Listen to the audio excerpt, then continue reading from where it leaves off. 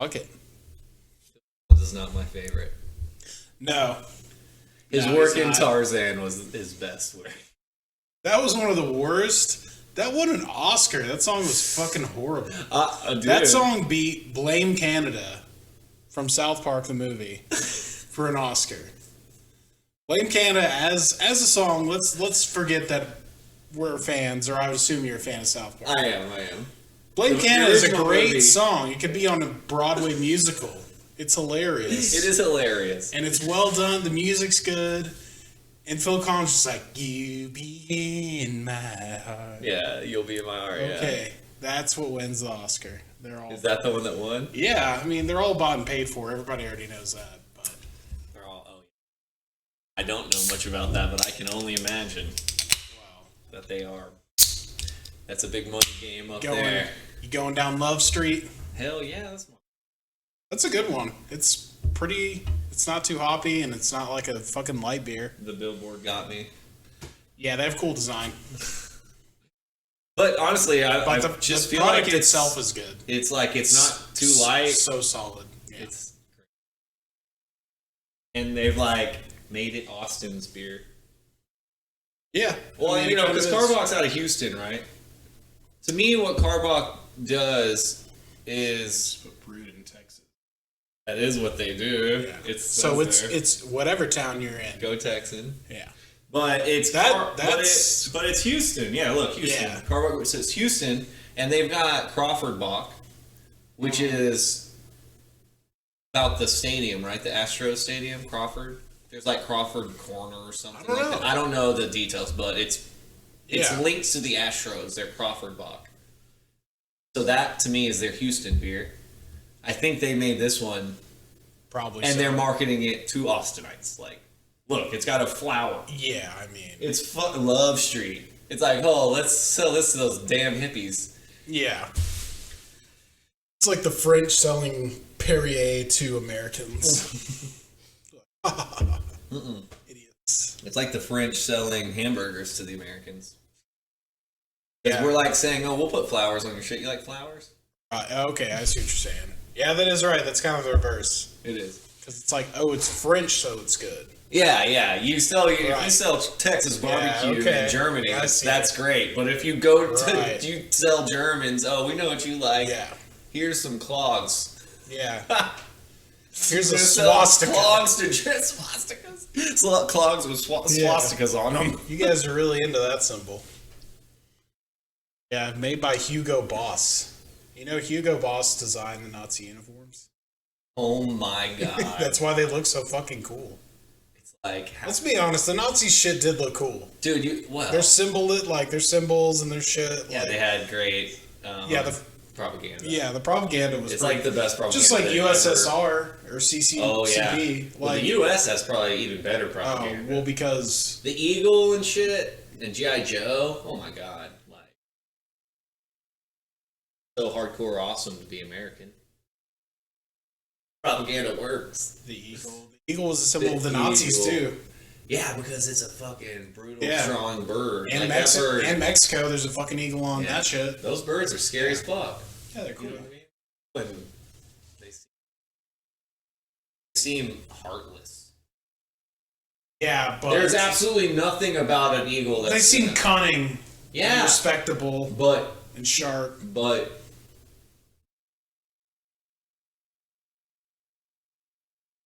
Like evolved dinosaurs, bro. yeah. But I mean, you look at an eagle's eye, and it's like I would Yeah. fucking. Yeah, exactly. If I had a dick, I'd rape you so hard. Like, it looks like that to me. An It eagle does. is like fucking. I'll fuck you. If I can eat you, Yeah. I'll eat you. It's very Like, scary. it's like that's become such a symbol. There used to be a whole bunch more of them, apparently. was Most of almost the population's been wiped out. It was almost the turkey. Turkey. Was the national Dumbest looking motherfucker. the turkey? Yeah. Well, I would have been Hugo okay. Boss and the people that ran in those circles were like, "Nah, dude, not the turkey. You gotta go eagle." So do y'all do turkey on I mean, everybody does turkey Thanksgiving. But I don't know, man. I feel like If I ever start my own family, we're not doing that shit. So I'm not a huge fan of turkey. We're doing prime rib, all right? Okay.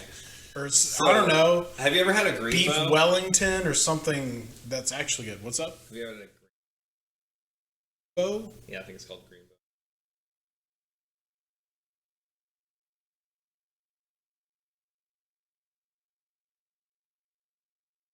Athens, Palestine. I think it's turkeydelivery.com.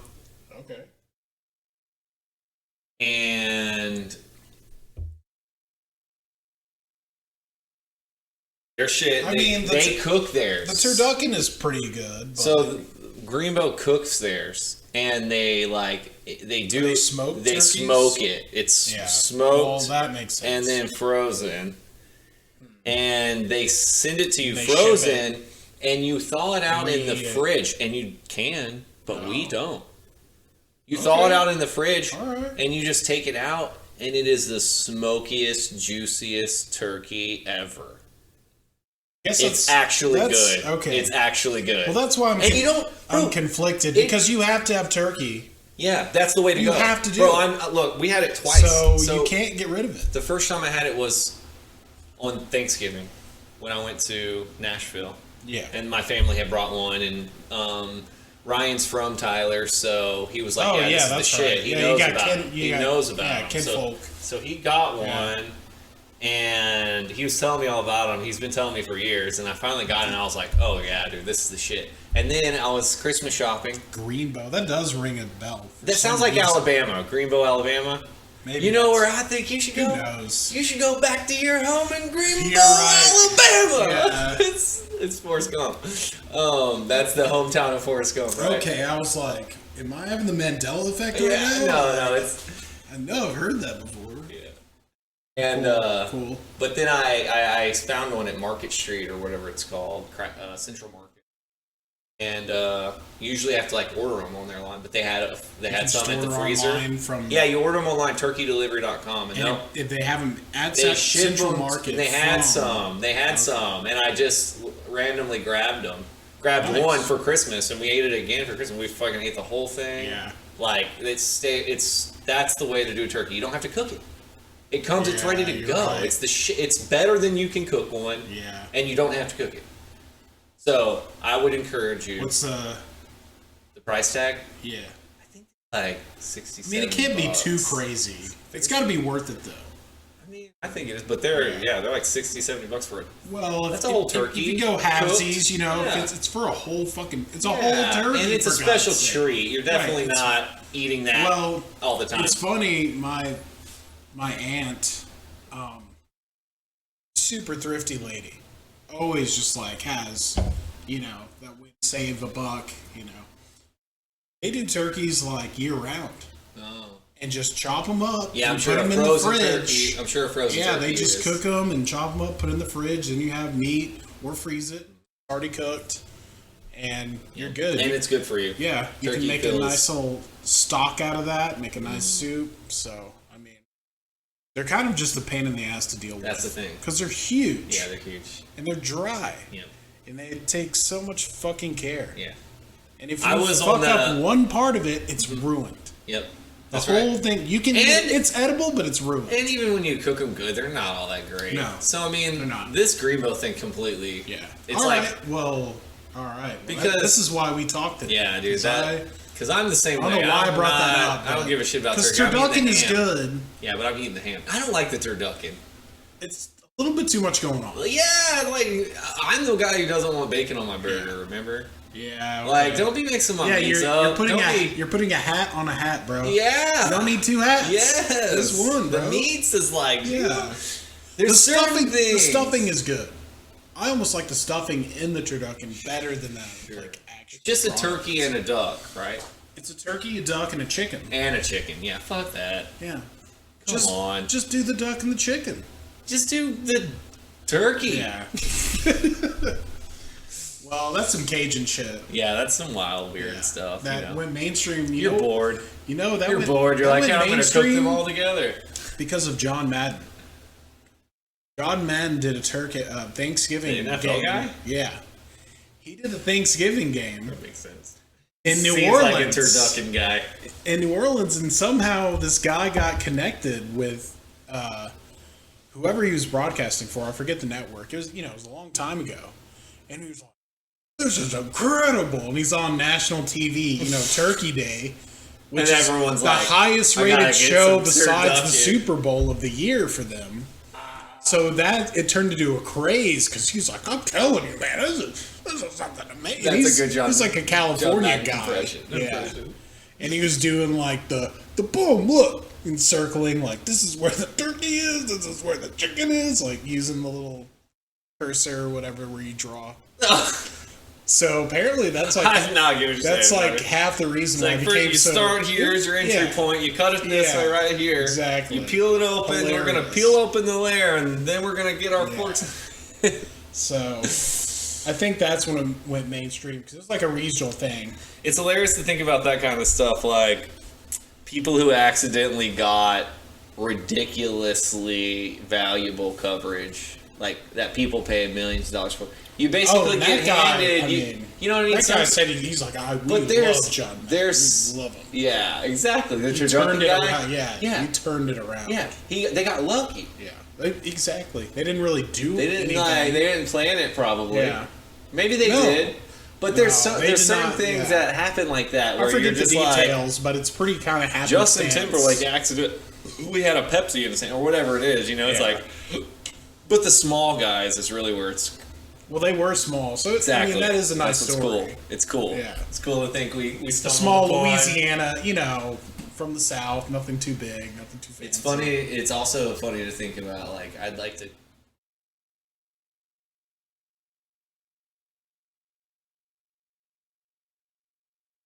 It's like all about the turducken guys planning on trying to get John Madden to say this. It's like all about setting it up. He's like, oh, he's gotta be.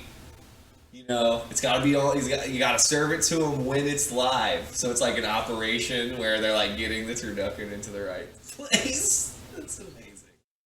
Just to get the coverage to turn their business around. It's like Tenet, but with turducken. It's like it starts right, and the turducken business is going to shit, and the family. You can write that script. You've got personal issues going on from the guy's company going under. He's like losing his wife.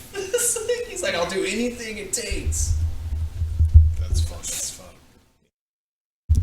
I like movie premises.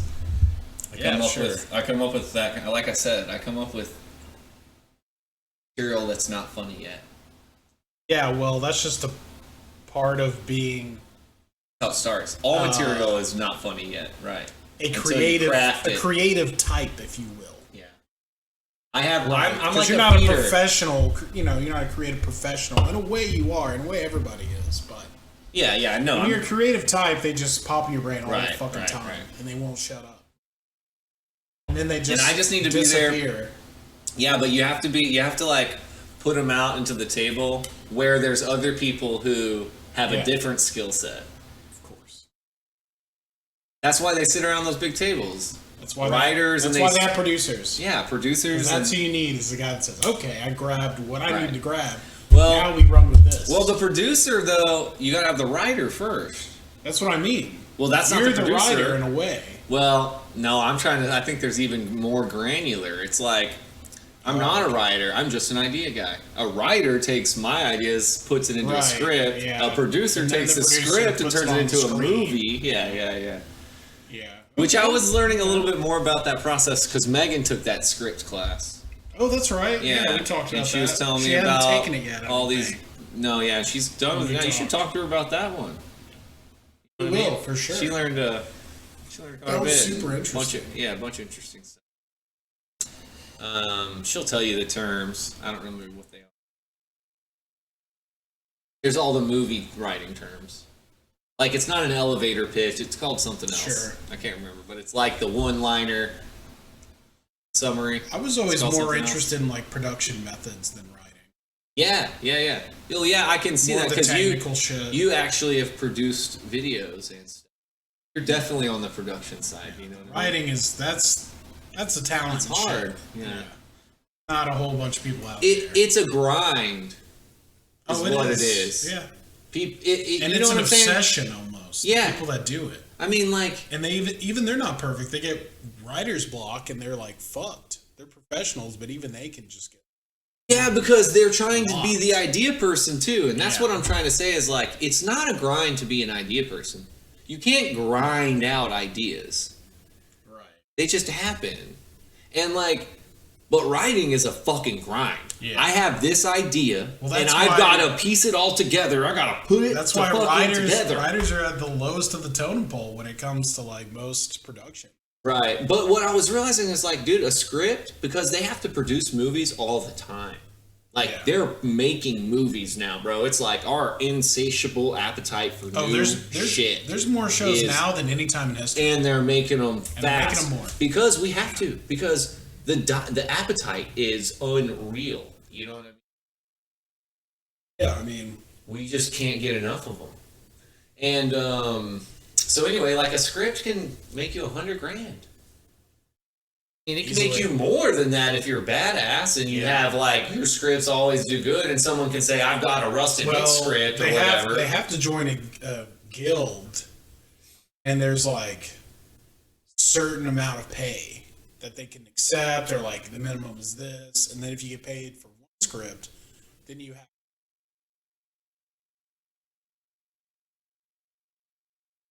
maybe credibility. Well, yeah, you have credibility, but I know in acting, like street cred. Once you take a gig at like your locks that in, okay, yeah. But the Writers Guild, I think, is a little different. Have you ever seen Barton Fink? Probably the greatest movie about writers. It's the Coen brothers made it, directed it. It's from the 90s, like early 90s. Butler on Mr. Deeds. Mm-hmm. Really funny guy. He's in like a bunch of serious roles. He was in... I don't remember who he is. He was in...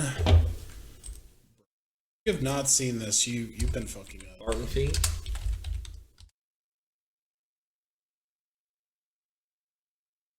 This guy. Oh, Kramer. No. He's in Ghostbusters, right? Yeah. He's not that guy? That's another Jew, Ruston. They all look alike, I guess. I'm like just spitting out Jews. he's come on, Kramer. He's John Turturro. I think he's... Oh, yeah, I know him. Okay, that's better. Okay, now I know who he is. He's in Raging Bull? What the fuck? No.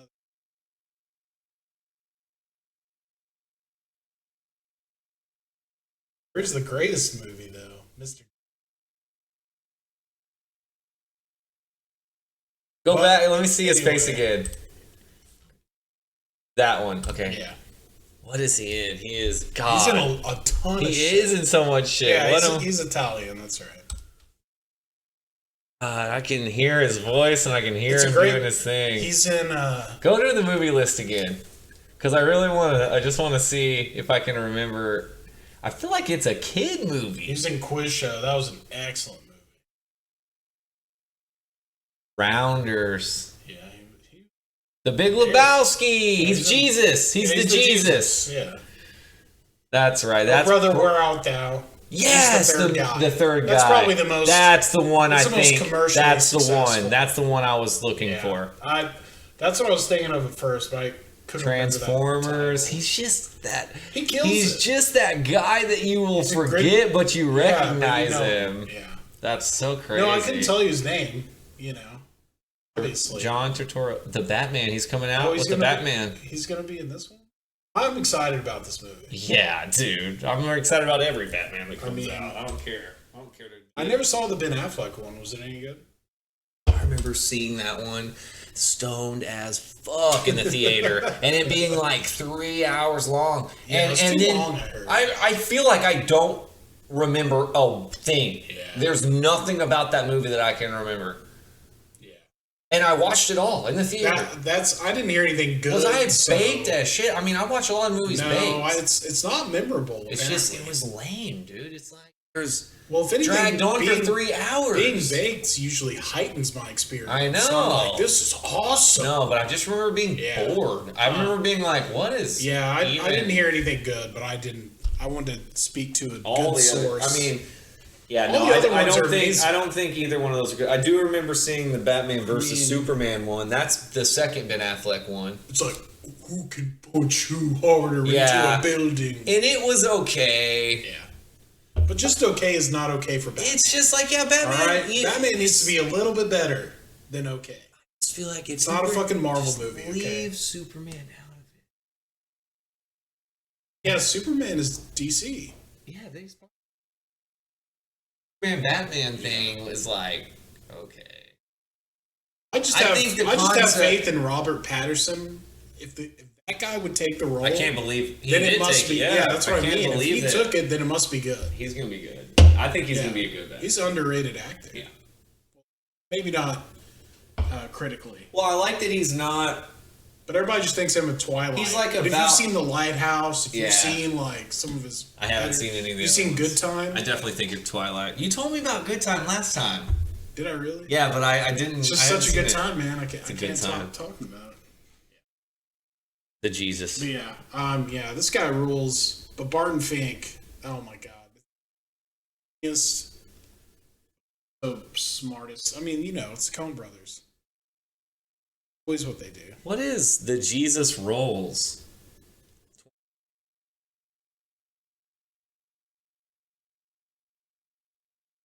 Got his own movie?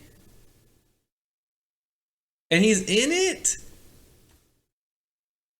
He's Jesus Rolls? I think Bro. I did hear a little bit about that. That was in the box office. Look at that number. That's what it made. Ooh, ouch. Yeah. Wasn't marketed correctly. Perception.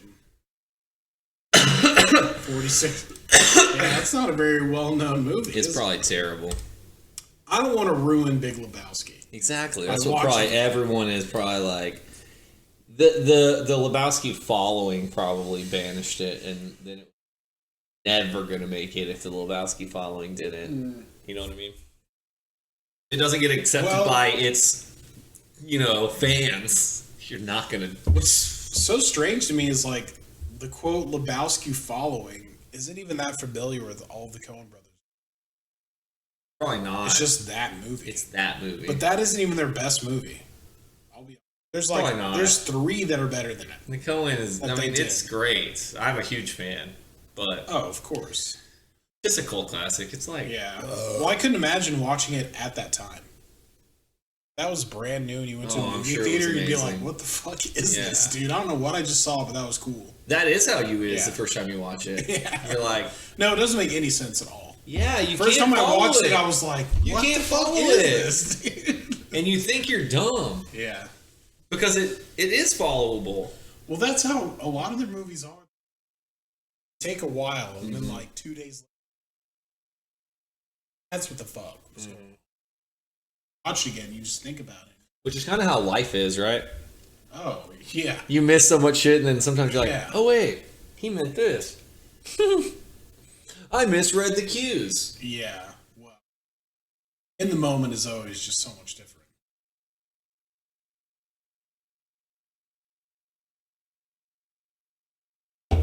But, yeah, it's always you're in the shower, and you think of, like, the fuck! Why did I think of that on the spot? It's like, because you're a fucking human being. Well, I want to get the narrow link as soon as it happens.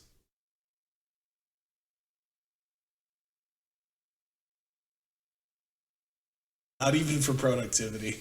That's a great skit. Yeah. The only reason you get is to be a bully. And then you're just so badass. You say the funniest shit to people all the time. Yeah, I wanted to be a comedian, not to do anything useful for, That'd be great. You'd have it. Have it, and you'd finish all your work, because all your work's on a fucking computer anyway. All these dumb fuck reasons. Like, blink, and you do it all in your mind, all your day job is done in 10 minutes, and then you use it. Then you just go punk the people that don't have it. That would be hilarious to think about, like, all the dumb reasons we're technological. We're literally merging technology with human brains. And we're all, I did it so I could have better comebacks. That's right. And it'd be like... Because I'm insecure. Wouldn't that be a funny commercial? Yeah, You're like, exactly. I did it so that I could, understand the Coen brothers plot lines better. I did it. Yeah, you could do a lot with that. Yeah. Write a whole bunch. You're literally getting a whole bunch of shit in there. Great, it's pretty funny. That and like whole idea of being able to sing your human. Yeah, like okay, I want him to look like this. I'm smart, not too smart, not smarter than me. Smarter than me. That shit just like trips me the fuck out. There will come a point where you're more well off, way more advantage than you already do today. Yeah, it's because now it's just like the genetics are kind of like, hey, it's kind of natural hierarchy, right? Haves and have-nots, and it is a lot of luck and all that shit. But then we.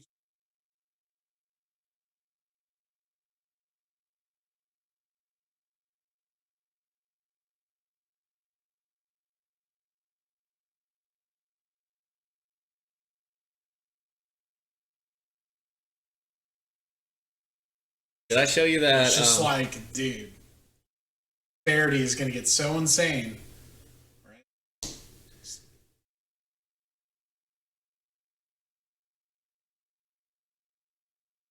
Yeah, they will. Everyone will be left behind. They will. They will prune.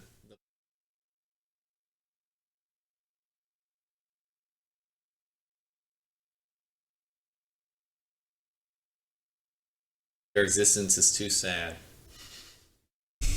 Either that or the AI takes over before that happens. Else. Yeah. That's one of my favorite concepts. AI is like, well, actually, we should keep these people along.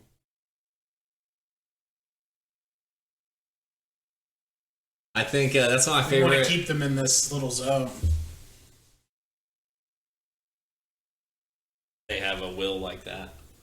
Right, we can't even determine their motives, or do we code them? Do we code those motives? Yeah. But the concept of having a AI king, like in this show we're watching. Oh yeah, it's so funny, dude. The Quantum 6 or whatever. Yeah. Yeah, that's some scary shit. I love that. Well, I would literally. I guess it is like your new god in a way. It's just your new. Yeah. But like the guy says, he's like, it's just a machine. Is having guidance really that bad of a thing? That's right. It's at the end of the day, I think about it, I'm just like, wait, like, is that actually the way it should be? Yeah. Isn't that is me determining my point really what's best for me? What do most people say was a better period for them? Childhood or adulthood? It's kind of split. Yeah. But in childhood, you get told what to do, where to go. Yeah. And you just go make the best of whatever the fucking room you get thrown in is. Well, all you have to worry about is getting through that day. Yeah. That's it. Yeah. It's a different existence. Determined. It's a different existence. Yeah. And those guys get like the ball and it says, okay, go. Yeah, I would love that. Yeah. Yes, this is what I'm supposed to do. Great. Yeah. Thank you, machine. Thank you, machine. Yeah, it's true. Like when you're not, well, even when you're not working, you're just like, what the fuck am I? When you have like a week off, you're like, I have to have something, right? And like, when you are working on the reverse side, like it's just the right. Even when you're doing it, you're like, should I be doing something else with my time? Even when you're doing it, you don't know if it's right. Because I'm my own god. Exactly. I can make whatever decision I want. I'm my own god. I'm my own slave. That can be kind of a bitch. Yeah. But it's funny. It's like we're saying that, and it's like, bro, people fucking like went through hell to create to have that freedom. Yeah, it's. Because they didn't want to be told what the fuck to do every day. They wanted to say, no, I want this ability to say, fuck the farms today, I'm going surfing. You know what I mean? Or I want this ability to say, no, I'm moving. I'm unhappy. Have you seen Things to Come, the sci-fi movie? What if you got a ball every day and you were just upset? Sorry. No, you're good. No, keep going. I haven't seen that. It's if you haven't seen it, it's a moot point. So, but it's about the struggle of like science, and then like we're tired of them telling us what to do, and then it just flips back. And that makes sense to me. It's like and that's they're telling us what to do, right? And we rise up, and it's not actually good for us. And then we're like, we don't know what to do. We wish someone would tell us what to do. Exactly. And then, we don't want people telling us what to do. That's the story of our race. It will never. That makes sense. It will never change. It makes sense if you think about what the human even is, right? Like this free will encompassed in a limited body. Like that's a phenomenon that is very strange. It's not the same as a raccoon. You know what I mean? I love the example of raccoon. A raccoon eats my dog food every night. I get up and I see him every night, dude. I gotta scare him off my back porch. Right. He's really cute. He's like, reaches his hand in there. He reaches his hand in the thing and grabs a few bites. Like, can grab with his hand. It's hilarious. Yeah, but obviously we're not like them because there's almost like a feeling of envy for that fucking creature. Yeah, a little bit. Look at you, like you're just this thing, and who knows what the fuck's going on? So you can see, brain, but it's like your purpose is so much more like you're just surviving, and that's where you're. Think about Buddha, right, and all the religious teachers and stuff, right? It's all about this not knowing what to do with my mind. That's all what it's about. Quieting your brain. It's all about... Shut the fuck up. That's what they're all about, is finding peace. And you can't. No. Until you're dead. So, I mean... Right, only through death. And when really through death do you The Buddhist thing is funny, because I think I listened to... talk about it, and he was like saying... that guy that I was listening to from Watts or something? That guy's very interesting. Yeah, dude. I like what he said. He's old school. I'm sure he didn't have a lot of things that he had wrong, which I could say. I'm sure he was really wrong about stuff. Like, come on. Just like anyone, you don't have to listen to everything. Right. But he makes some good points. He makes a lot of good points. I like that. And he was talking about Buddhists and like, you know, if somebody decides he wants to be a Buddhist, so, you know, he goes and the guy tells him about how you got to die to yourself, you know, about how you're suffering because you desire. Right? So then the monk goes off and he like, you know, he tries to kill all his desire. But in doing so, he realizes that he desires to have no desire. And like, it's this endless rat race, bro. It makes sense that you would flip, flop. Because I got there, I'm not satisfied. Because what else is there? Because what does your brain do? Your brain always does that. What else is there? What else is there? What else is there? What else is there? And I'm being told what to do, so the else is freedom. And then whenever, what else is there? What else is there? I don't know. All I'm doing all day is thinking about what to do next. Maybe what else out there is if someone told me what the fuck to do. Yeah. I wish someone would tell me what to do. Yeah, exactly. So it makes sense that your brain is constantly looking for what else, and then it decides that the grass is greener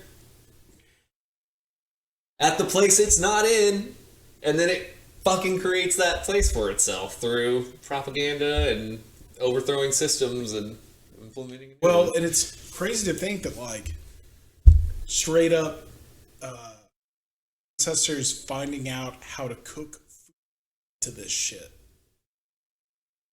Now your brain's that, because we found out how to cook food and not chew it all day. And like, you're like putting in the long, you know, a little bit longer, like, term of like who we are. Why are we fucking this way? Oh yeah. It's just like the story of how we got here. It all started from like, what more? What more is there? Yeah.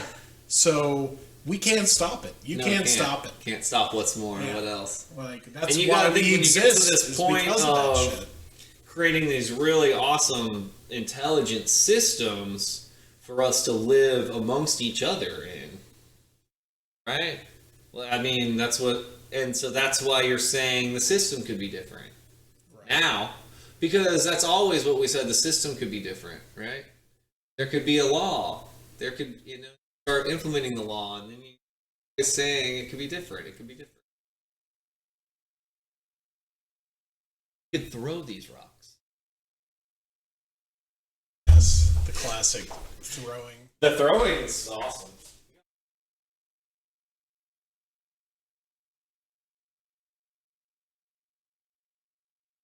Lighter in my lead bullet. Seems heavy. Pump you full of lead. I'm gonna pump you full of metal.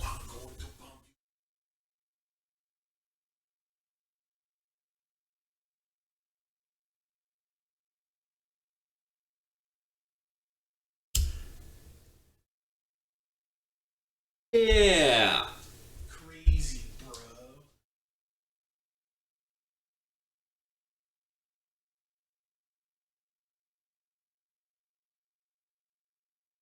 Loving every minute of it. Let's do a radio show. I was thinking it'd be awesome if we could have people call in if you show. Dude, it would be fun. That would be so much fun. You can hang up on their asses if they suck. You're just thank you. Couldn't we just go live on TikTok right now? I think so. I mean, I have to do some research into. You can go live on YouTube right now. And then just no one's gonna find us. No. Someone wanted to find you. And you gotta have something you're doing that's entertaining. Yeah. But that's why a radio show is interesting. I wonder how those work. How do you play music on the radio? How you gotta pay the motherfuckers. Oh, there's something called radio waves, Ruston. I know how the radio works. I don't know either. Don't fucking know the goddamn thing. No, any of this shit works. It's fascinating. What's fascinating? The record. Oh, I love it. It's analog. Yeah, it doesn't have any electronic. I mean, it doesn't have any kind of digital. I think theoretically you can play it without any electricity.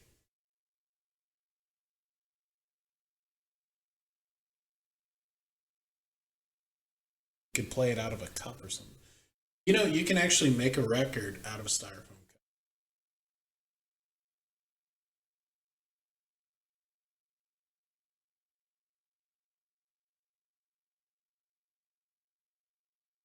Oh yeah, for sure. The styrofoam will take it too. Mm-hmm. Is what you're saying? That science class. Well, because we did a recording on styrofoam cups.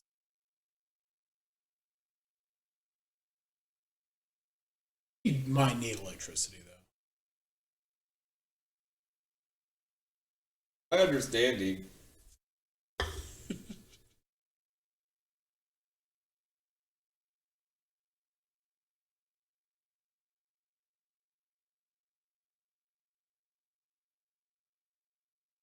Really, as that needle hits the bumps, and this is what's being measured. This movement. Yeah, not the. And if it moves.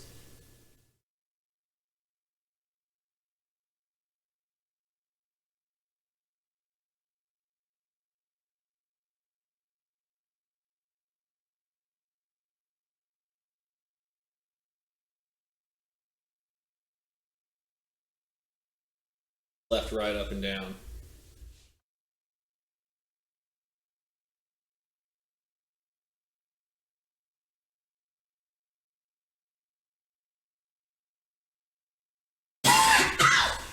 But I don't know if that's how it works or not, but I do think it has to have some kind of interpretation. It would be fun to see it on an online diagram. How record. You mean recording or playing it? Playing it. Oh. How does a vinyl record player work?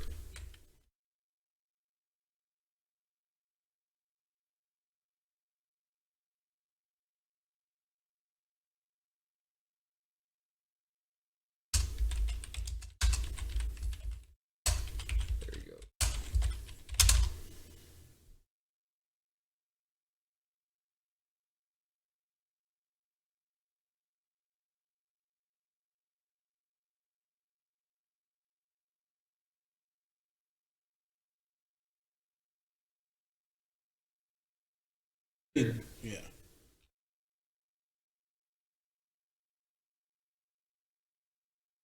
Go to images.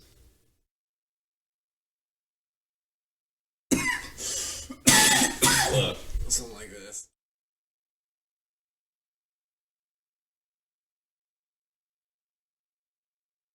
Yeah, that. This guy.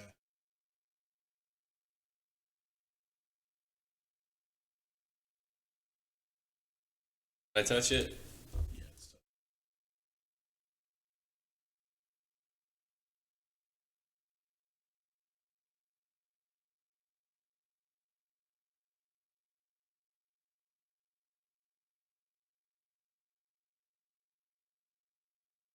Wild, dude. So wild to be. It seems like I have a record player. It's fun. It's cool. Bro, you're just used to them now. Yeah, but it's a fucking amazing. It's unreal. Who the fuck understood what was going on so well that they said, "Oh, you know what the fuck I'm gonna do? I got an idea." Yeah, right. What the fuck kind of mutant alien was this guy? Yeah.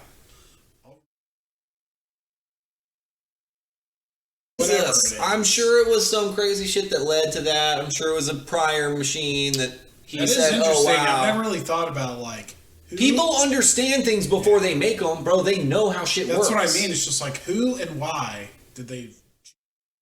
Oh no! They worked at some other place and they were using some machine and they're like, "Oh, dude, this machine could do this." You know, something puts two and two together. I think it came from the phonograph, right? It's like that. Yeah. Even that though is probably the initial fucking oh my god, this guy who made the phonograph is the real. I guess it all started from like the fucking code. That guy looks like me. Like telegraph probably is where it came from. Like I can send a message.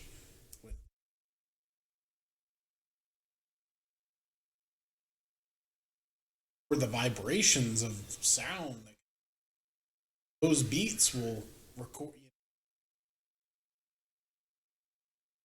And it is incredible.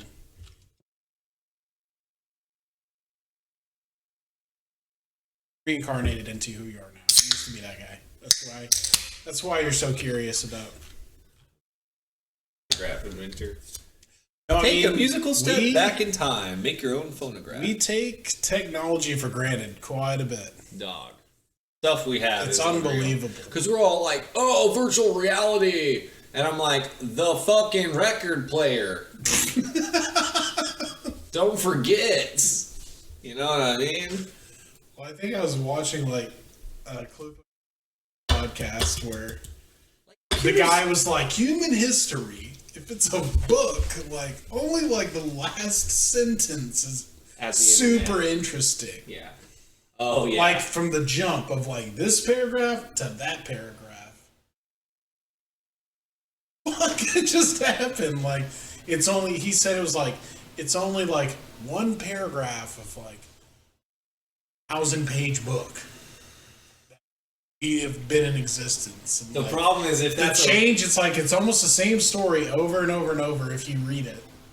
Yeah, if you read it, that was a real book, you would be like, this stupid monkey. It's the whole thing, that's the whole book, and then the last paragraph is just like, and then this shit. The whole book is, these people fucked and had babies, and they got mad at these guys, and they accidentally fucked his brother. Yeah, exactly. Yada yada, they had babies, now they're gone, flood. These people, but just a bunch of famine, babies, disease, just going. Yeah, and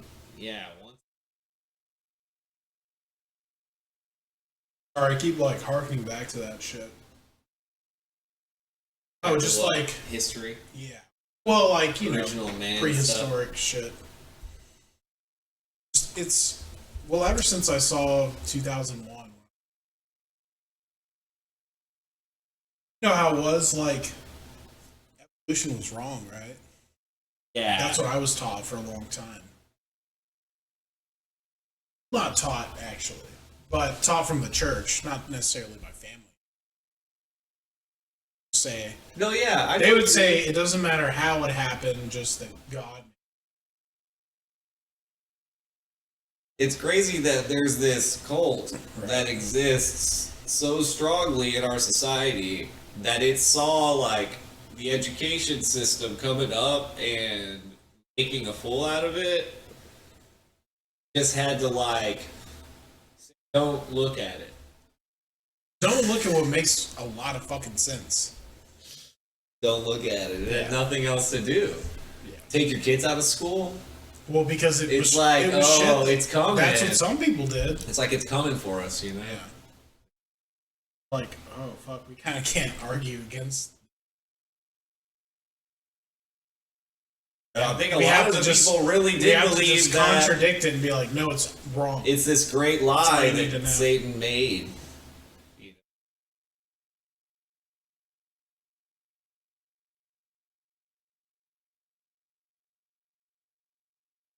That he made all that up. It's such a great, convincing argument, but it's not the truth. But yeah, the argument is he put the dinosaur bones in there. Yeah, stuff like that. They weren't fucking dinosaurs, dog. He put them there to trick us, and God let him do it because he's testing us. Yeah, it's the most absurd shit. Hilarious to think about that and be like, where in Scripture is any of that? It's just great. Scripture, bro. I'm not even okay. I love the Scripture. Yeah, I have no problem. I love the Scripture. I'm saying people. There's nothing about fucking dinosaur bones in Scripture, and isn't that where you're supposed to read? Isn't that where it all comes from? Is the Word of God? What would you know?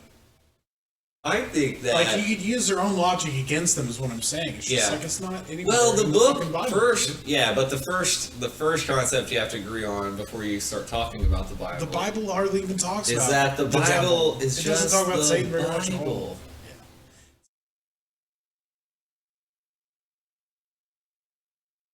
Yeah, that's what people use. But that's what I'm saying. Let's first, when we talk about the Bible, let's first talk about it, what it is.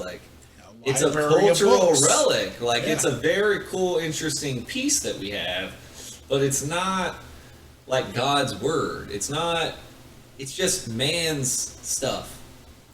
Yeah. A lot of it really is. The Bible does look like what you're talking about.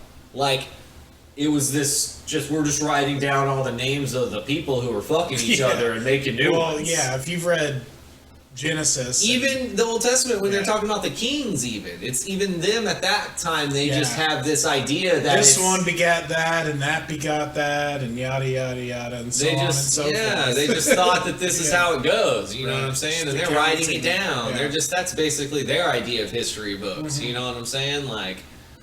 Their concepts of it all, and that's what it is, and it's been tossed around to lots of different cultures who've done a lot of ungodly things to the Scriptures, and then it's been given to people like Southern Baptists who do their thing with it. But I'm just saying, it's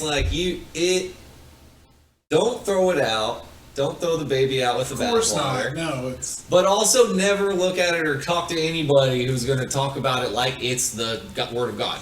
You're going to talk about it like it's the Word of God, and we're not even going to talk. That's how I am. I'm not wasting my time with anyone who thinks the Bible is the word of God. Because that's just shutting down everything. Yeah, dude, you just want to believe whatever the fuck you want to believe. So, fine. They don't want to talk. You want to believe that God is the word of God. You want to believe that the Bible, you want to believe that. Why do you believe that? Why do you believe that? Because you want to. So just want to believe whatever you want. Just believe whatever the fuck you want. Don't talk to me. Believe it, so I believe it. Don't talk to me about it. Your opinion, to be honest. I will draw the line so hard with you. I'm not talking to you. Yeah. Not talking. Sorry. Yeah. Or my interpretation's a little higher than yours, and it bro. always goes back to the Bible, so I just can't have that conversation with those kind of people. First, I have to say, okay, what's your opinion of the Bible? That's God's holy word. Okay. No, not even that. I'm done. Yeah, already. Full stop. We can either talk about that, or that's a closed option for you. Or you just say, okay, and you talk about something else. Yeah, that's it. Oh.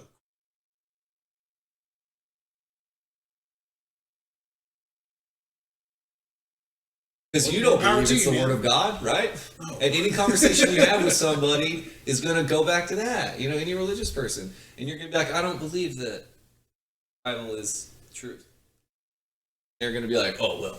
Well, in the beginning, there was the Word, and the Word was with God.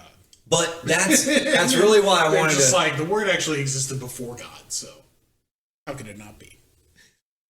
Notice that? Yeah, before anything, the Word was already there. So...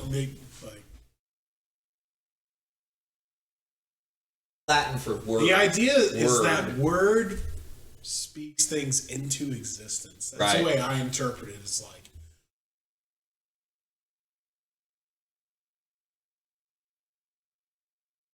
God is because of the word. So don't you think? What the fuck does that really mean? So listen, I think that could mean. But that's right. That like. But that's interesting. That's interesting to me.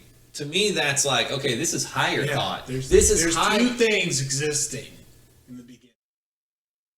Word was God, and the Word was with God. Because God is not his thoughts, right? If he has thoughts, that's the Word, right? Like he can't. It can't. It's like there's material and action. Is kind of what those look like. There's stuff, and then there's things happening within the stuff. There's not stagnant stuff. Right, there's movement. The word is abstract. The word keeps happening. It's a happening. It's happens. A word is what's material. A word is not material. A word comes and goes, and a word is what a word is by any other name, if you will. But it's not material. God is material, right? That's what I thought. That's what I thought you meant. Yeah. And we are like. And when and that's why I say I think it's interesting to not throw it out, and not to throw like Jesus' teachings out, and not let them be limited to the religion, because don't limit yourself. Obviously, so don't it's throw something it out. cool to think about, and something that's important. I'm sure it's important to you. It's important to me. Like having a message, is awesome. Perspective about the world. But it's more interesting to look at it from a new age thinking. Yeah. Like how you think now. Look at it now and look at it. Right? That's what I think. Yeah, it's much more interesting to just take it as like the old historical account of like I think Adam and Eve story is super interesting. Yeah. Super interesting. Because they're definitely thinking about the nature of human, right? Don't you think that they're really doing a lot of thinking about what the? You know what I mean? It's definitely origin stories, and there's so many of them. But I mean, writing the Bible, writing the story of Adam and Eve. Yeah, it's certainly coming from so fucking crazy. How do you write it and why? And like, what are your thoughts? You know what I mean? And if it really is, how do you write the story of fucking Zeus and shit? Where did that lightning bolt come from? Yeah. Oh, this guy holds those. But yeah, the crazy shit happens between them. Isn't visible. So they're like, oh yeah, this happened and this happened and this happened between these people. I guess like the Bible's kind of like a better version of that shit. That explores real humanity. If you look at it, outside of the traditional chains of Christianity, and you just say, look at the Bible, and you think, like, what's it talking about? You know what I'm saying? The Bronze Age. That's when it took place. Cool. Yeah. I would like to know more about that because I'm fascinated. Because what I'm saying is, there's really high. I think it's very high level thinking. Oh, it is. The people who wrote those, it's not the same level. It exists to this day, and it existed way before. Yeah. It's Bronze Age kind of stuff. A wave of horrible. It's Bronze Age kind of stuff. Because look, in the Roman age, they're making like, oh yeah, this guy carried the storm over here. That seems like not high level thinking, and they were really high level thinking people. They were mathematical. They were. We base a lot of our philosophy today off of them. Yeah, so I'm not saying they weren't. They were obviously the next civilization. You know, it was like probably. I guess I forget. Pyramids and there was a mythology, but then like I don't know if the philosophers necessarily kind of fell out of it over time, right? And then like older. I think they all knew that's just stories. Yeah. They all were thinking. Tales. They were all thinking. Yeah. They were all thinking. How did it really happen? And they probably. So I think like Plato and Socrates and. To be honest. People may have got, and I'm like way speculating, obviously, I'm not a historian. Someone will probably be like, this dumb kid, so obviously it's a good thing no one's listening to us. But you're bullshitting, but you're not lying. But that's it. I'm bullshitting, but I'm not lying. So what if like people had this concept of God, the one God concept, right? And then it was like, hey, but he's obviously we're having this like different kind of thinking, right? And so maybe they all just have their own. Maybe the idea of teaching the Roman mythology was to turn that into, we don't agree. No one's going to know, so let's make it fun. You know what I'm saying? For the kids. Yeah, make it. What are we going to tell the kids? So maybe it really was this idea of the whole stork. And we're all gonna have. Maybe let's just explain it, and make it easy on people. What if they were? Maybe they were thinking. Yeah. Maybe they were thinking to themselves. Like, this is a problem. People are going crazy, not knowing what the fuck to do. So and let's just make something. Maybe as like really advanced philosophers and mathematicians and people that were like coming out of the Renaissance, was it? Or was that after? Renaissance was after a great deal. It was after the Dark Ages, right? Yeah. Whatever happened that led up to Rome. Probably a lot of just. Thriving societies. I wonder if anybody. They did plumbing, right? Is that their thing? Yeah, irrigation, plumbing. Plumbing is what I think they did. Yeah, they had aqueducts. They had cities, massive cities. Bro, I want to take history. I was a huge fan of history. I was not. I was like, this is lame. And now I'm like, I'm fascinated. I love it. Fascinating. Sci-fi for real. Because we just had nothing. I mean, we have stuff in common, of course. No idea what it was like being in. I think it stops tripping you out too. It's as much. What does? Just, bro, it seems like reality is like. Sometimes as a kid, you could be like, how the fuck? You'd be like, what the? Sometimes I would just be like, and I think it's just obvious that it is a fucking banana sandwich. That anything. I feel like it hit me at an early age. It's like what you were saying. Yeah. Bro, it was like this weird void. It was like this weird, I think empty feeling. It happened to me in like. I'm talking young. Like a vision as a young person. Like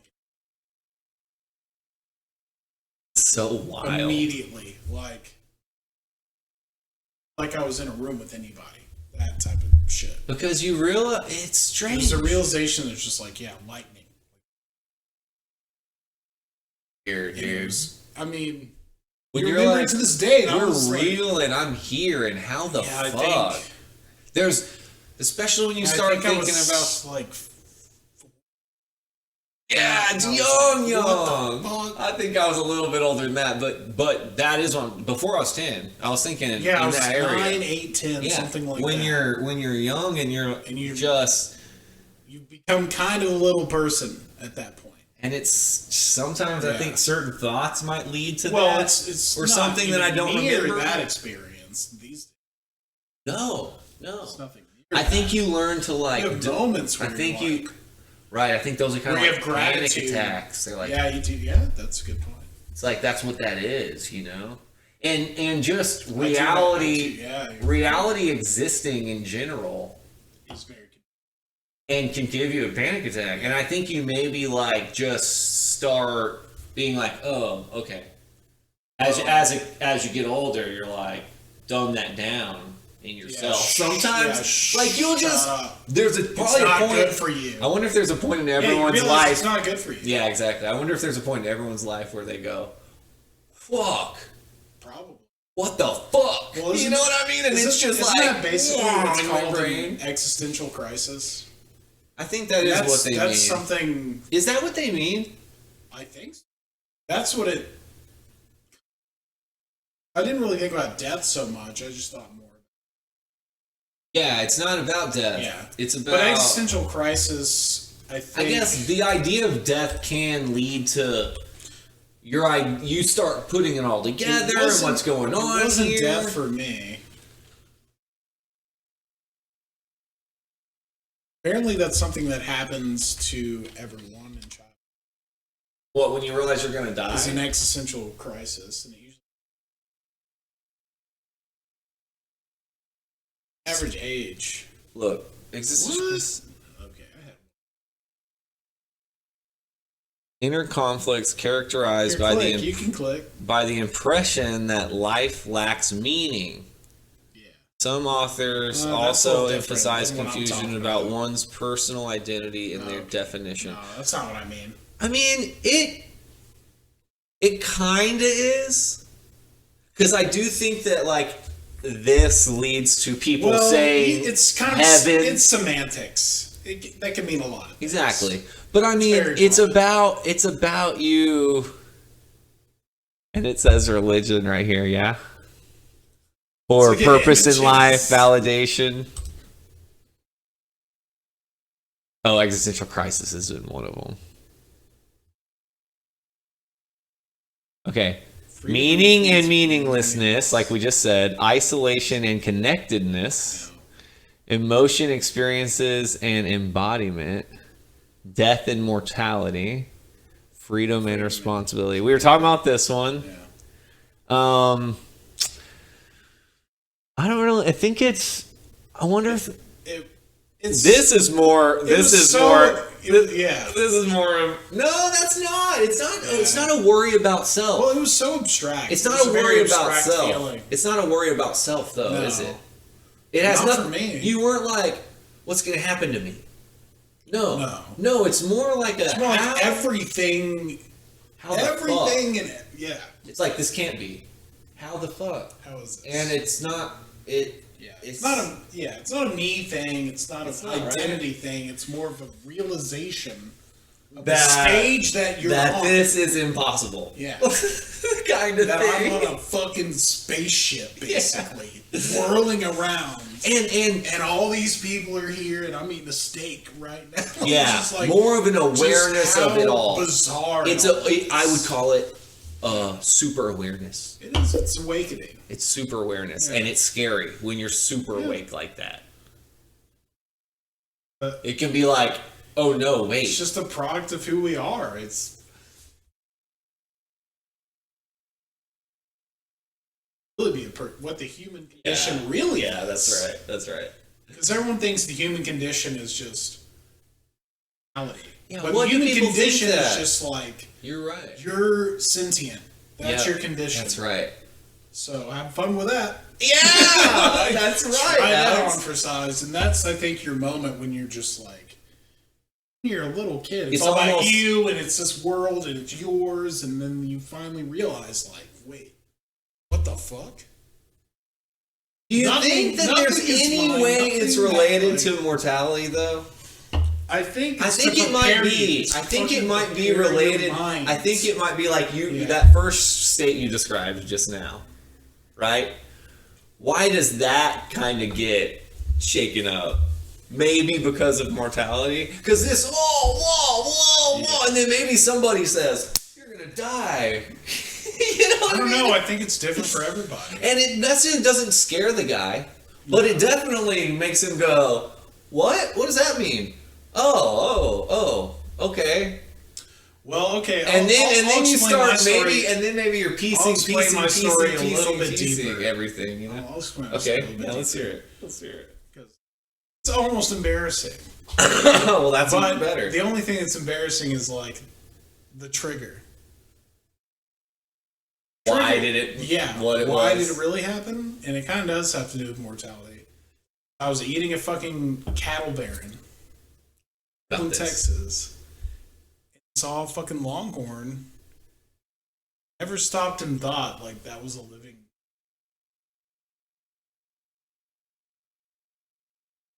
That kind of triggered like this whole. Right. It has to do with mortality. It wasn't like I'm gonna die. That just like kind of triggered a thought of just like.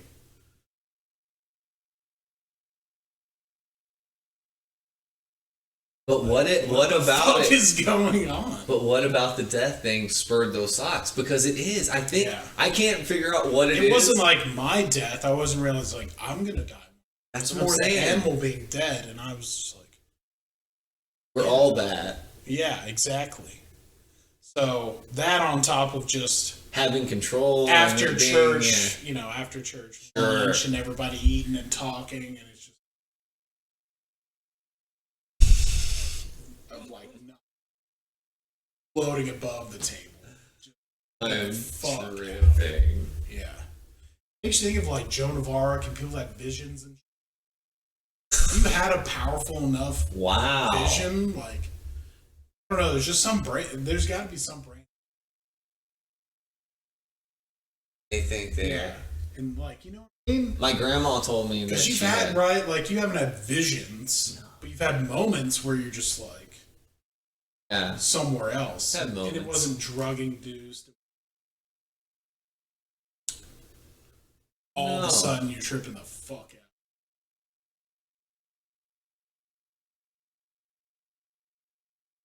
Yes, tripping out is a hard thing to explain. Sure. Or to say. Yeah, to some people, maybe it wouldn't be tripping out. I mean, it would just be like, oh, yeah. I don't know. I guess. Yes. I think a lot of there's always an element of mysticalness about everything, so. To think that way. I make experiences more.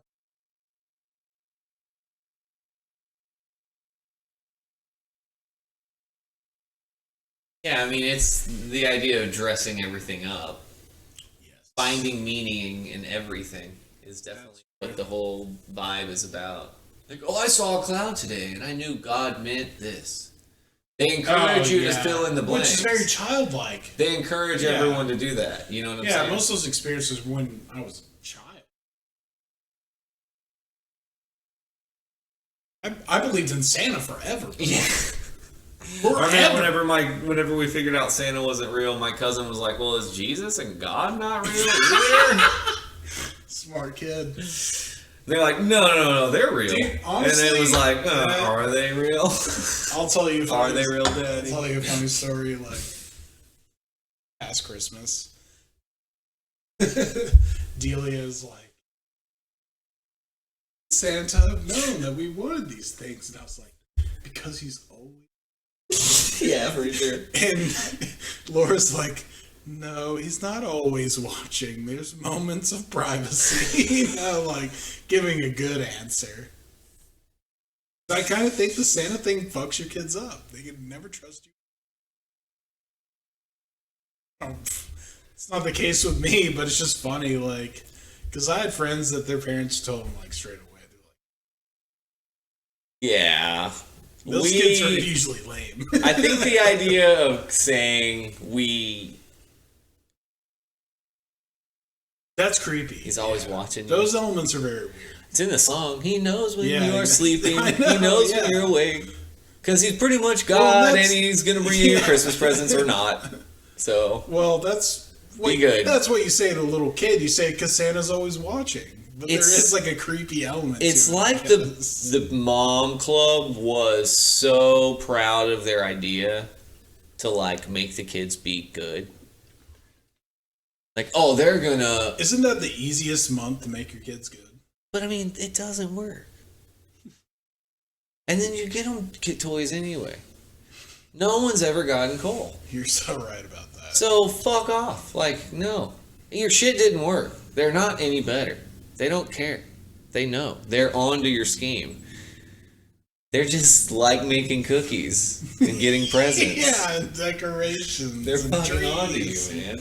Presents and wrapping. Because I'm pretty sure, like, here's the idea. When my mom told me, I was like, I know. But I was playing along. I think kids just play along. Actually. I think they know. I needed her to confirm it. They know, but they're like, it's groupthink. You're not going to be the only one. You're not going to be like, oh, I know Santa's not real. Yeah. Like, no, I mean, I get it.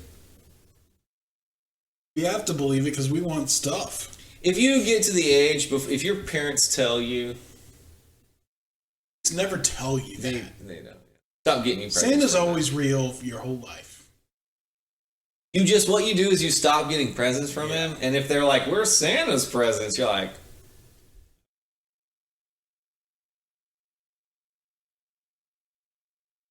Yeah. It wouldn't get that old. No, I'll still ask.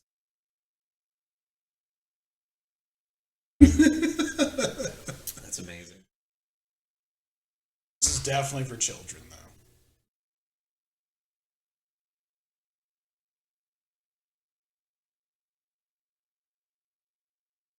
It's a good... There's a lot of other things to do in Christmas that isn't presents. That's not for the kids. Yeah, I mean, having an older family, you know what I mean? Like, you should do Christmas cool. Lights. You know what I mean?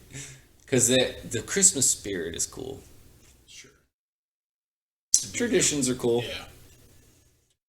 Wish there was some cooler traditions. Those guys who do the Grinch that shit is dated. That shit's from the 50s, all right. We need some... Oh, you want to completely bring in some new... Christmas can stay. Christmas is OG. We need... The whole fucking country gets behind? Yeah, because the Christmas we know is much different than what it was. I'm all ears. So, we need to create other traditions. Yeah. Yeah. Kind of like, for example, Austin. Guy was like, some guys go out there. Remember, everybody forgot Eeyore's birthday? We're gonna celebrate it every year. And it's local and small. Yeah, but like, what if you had a becomes like the whole country, a holiday, like the Super Bowl? I don't leave you. That's something that became a holiday by enough money and television. And people wanting to participate. Wanting to see, people wanting to fit in. Yeah. People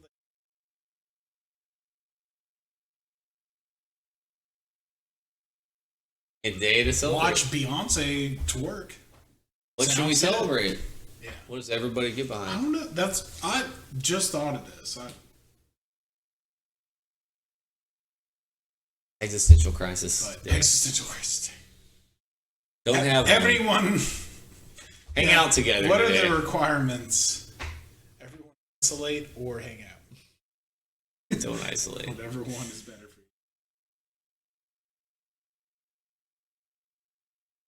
I don't know. I just wish they were. You just gotta make them cooler. Whatever you want to do on Christmas. Be like, gonna watch the Jesus rolls. He's like rolling on ecstasy the whole time. He doesn't even bowl. You can't do that though, because then you have to abandon your family. If you're like,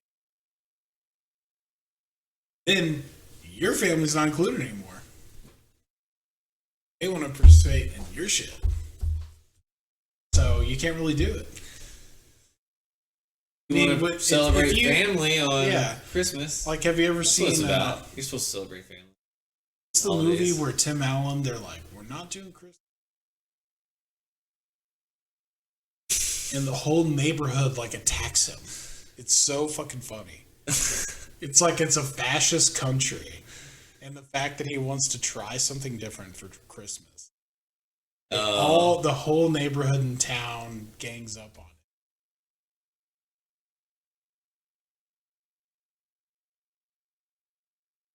Very clever. It's kind of about fascism, is what's great about it. That's what I'm saying. It sounds like it's a... No, it's a little more heady than you would think. Right, yeah.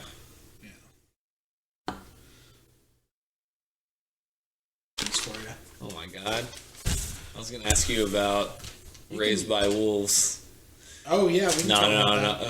No, we'll wait. Okay. It might come up.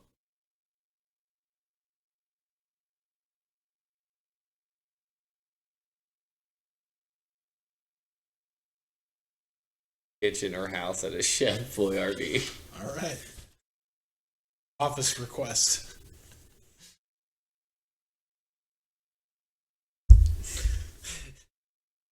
A podcast. Do you eat Chef Boyardee?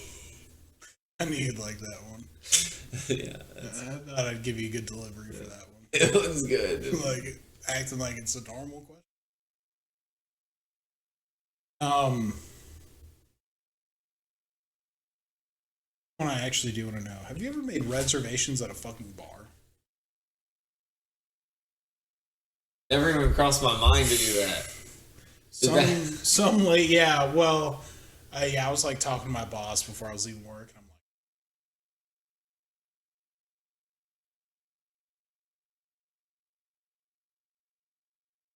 like, didn't, but until later, because someone was saying like, oh, they want to meet up with me and make reservations at a bar, and I was like. Maybe. And they're like, yeah, swanky, really swanky. Yeah, bottle service. You want this? Yeah, and I was like, that's fucking insane and dumb. Yeah, I knew you didn't, but I was like, there's a 10% chance you might have. Now I know you're the homie for real. I don't think it's necessary. I mean, it's just not my scene, man. No, that's what I mean. Yeah, I probably, Well, would you invite a coworker? Say, I'll reserve a bar and we can talk. Unless you're doing a deal or some shit like that. Does seem weird.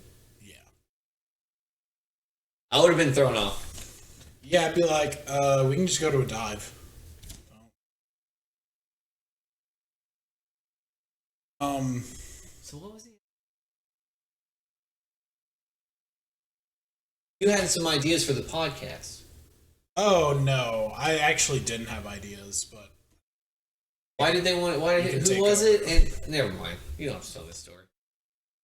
No, I was listening to them about some shit. Oh, I asked them. I was like, "Y'all have any questions?" And they're like, "Questions." And then they started talking, and they were talking about a coworker wanting to meet up at a bar.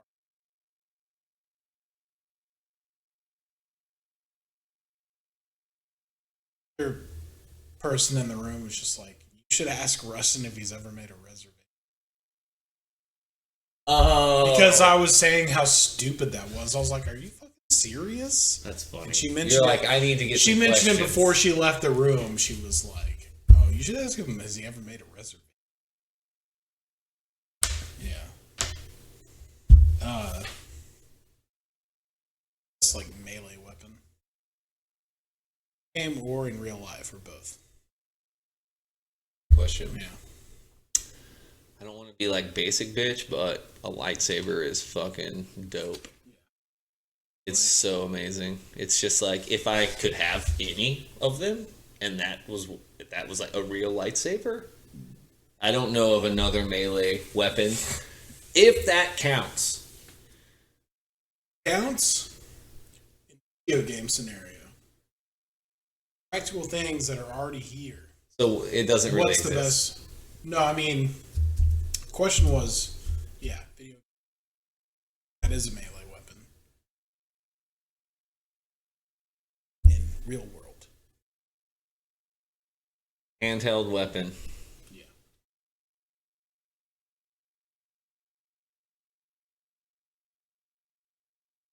I'm defining melee for the audience. And is it me welding it? You're wielding I'm welding it. Yeah. That's a good. Do I get any extra skills? Can I weld it well? Because nunchucks won't do me any good. But if I was a bad, I'm a master. Yeah. I'm a master. Right. Probably a bow staff, I guess. I don't know. We talked about this the other day. Yeah. You're a master, but you don't have any extra strength, so I can't do like a giant Thor axe or hammer. Right. Because I'd be a little bitch with that thing. And I guess it matters what you're using the melee weapon. Samurai sword would be pretty dope if you were really good at it.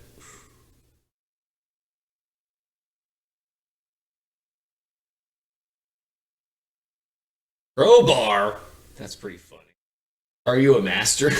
You could use it. You could use the open. You're a master crowbar. Excuse me.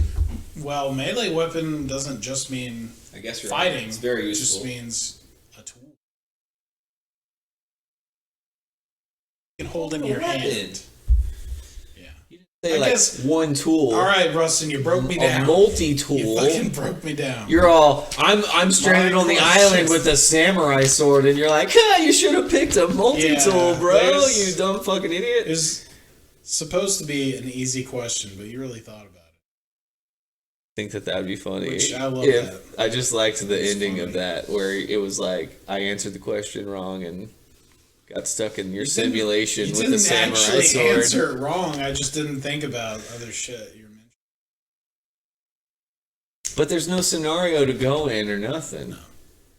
Like, is this Hunger Games and I get a melee weapon? Yeah, I guess. Am I just... All right, it's a bad question, Ruston. Fuck. No, it's me. I can't just answer them simply. I have to, ask.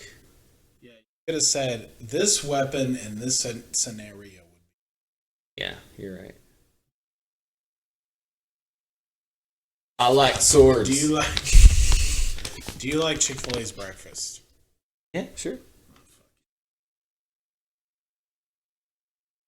Probably haven't had it in over a year. Well, this fucking guy at the office, he brings chicken minis. Those biscuits suck ass. Yeah, they do. They're not. Thank you. Chicken inside is like this much fucking chicken nugget. And it's that much breading. Not even a chicken nugget. They're different than the chicken nuggets. If it was an actual Chick-fil-A chicken nugget, it would be a little bit better. Wow. No, it's like all breading. Half. No, they're different. Half a This guy always tries to give to me. I'm like, if you go to Bill Miller's, I'll fucking get a taco.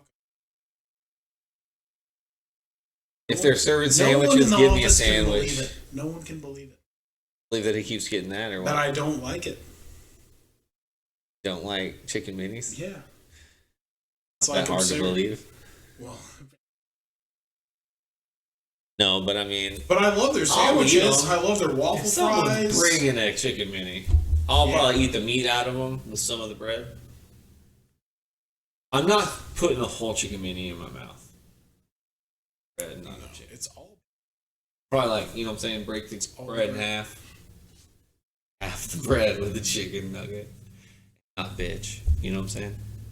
No, I mean, I appreciate the gesture, but I'll tell you another story that's funny. Like, this guy... I don't like donuts. That's a weird... Now I'm starting to get on everyone else's side. Yeah. Maybe not like a donut. I mean, I'll eat it. I'll eat one. I never. Did you have too many at First Baptist Church? I think so. I've never woken up and said, I want to get a donut. Ever in my fucking life. I get up and say, I want a fucking kolache. Sweetbread. I wake up and say, I want a fucking breakfast. How do you make a badass kolache at home? Do you not? You can't. You're a baker. All that I know you could do is crescent rolls. Yeah. And wrap it in the fucking... Oh, that's a pig in a blanket. Yeah, pig in a blanket serves the I'm talking about like where it's got... You cannot make that roll. I guarantee you will never make that roll. No, you won't. No, you won't. No, you won't. I'm telling you. Alright? Listen to me. You'll never make it. Bro, you know what? Okay, go to West. We'll go tomorrow. No, you're right. We'll drive to West to Check Stop and say, how the fuck do you make Let's this? Let's do a kolache. And they'll show you some shit and you'll be like, I'm not doing that. I'm never doing that. But thank you for making them. Yeah. It's not like making bread. There's pastries you can make at home, and that is not an easy one. It's like making pizzas at home. You can make... I want to make a pizza at home. Yeah. Well, have you made a calzone yet? No. You haven't made a homemade pizza with your own... You make your own dough and shit? Tell me it's okay. Yeah, it's great. And now you're saying I can't. Well, I think a pizza would be a lot easier than which one fucking... is it? Pizza would be a whole lot easier than kolache. Okay. I'll tell you that. Makes sense. Yeah, so now we've settled that. But Chick-fil-A breakfast. Kolaches are better. Kolaches are way better choice. My problem is the alternative. I'm Save like, Chick-fil-A for lunch. Well, and I'm not also a big breakfast.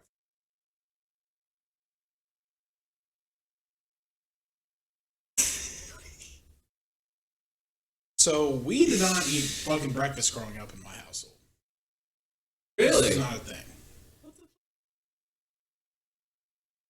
I'd have breakfast at school. At the school I went to, they like brought it to the classrooms. Yeah, the packets of chocolate milk. I remember that. I have the chocolate milk, no doubt. Barely ate the breakfast, except when it was the goofball with the ham and the cheese in it. Oh baby, I had that every time. Remember those motherfuckers? Those are good. These kolache, baby. Ham and cheese kolache, yeah. That's efficient in a way. So my mom would come.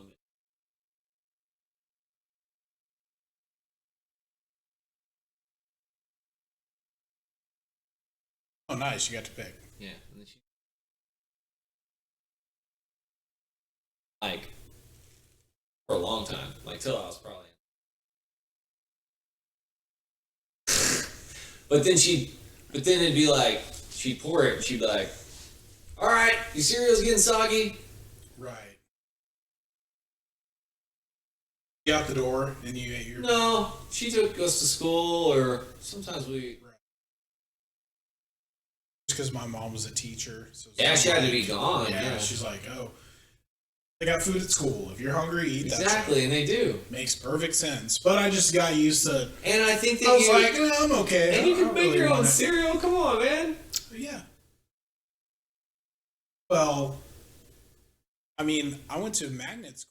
You had to take 3 different buses. You had to take 3 stops to get there. So you're like. So my ride was 50 minutes. Yeah, you were getting up real early. So I was getting up. I'm not getting up earlier to eat. Yeah, some cereal. something I don't care about. Yeah. Because I have a weak stomach in the morning anyway. Yeah. I don't like eating because then I feel like nauseous. For sure. I don't eat breakfast anymore. Never did after college. It's a treat. It's something you go. I'll go eat breakfast with you at 10 o'clock. Yeah. On weekends, sometimes I might cook the kids something. And well, yeah, you got the day off or you don't have shit to do. It's fun to go pick something.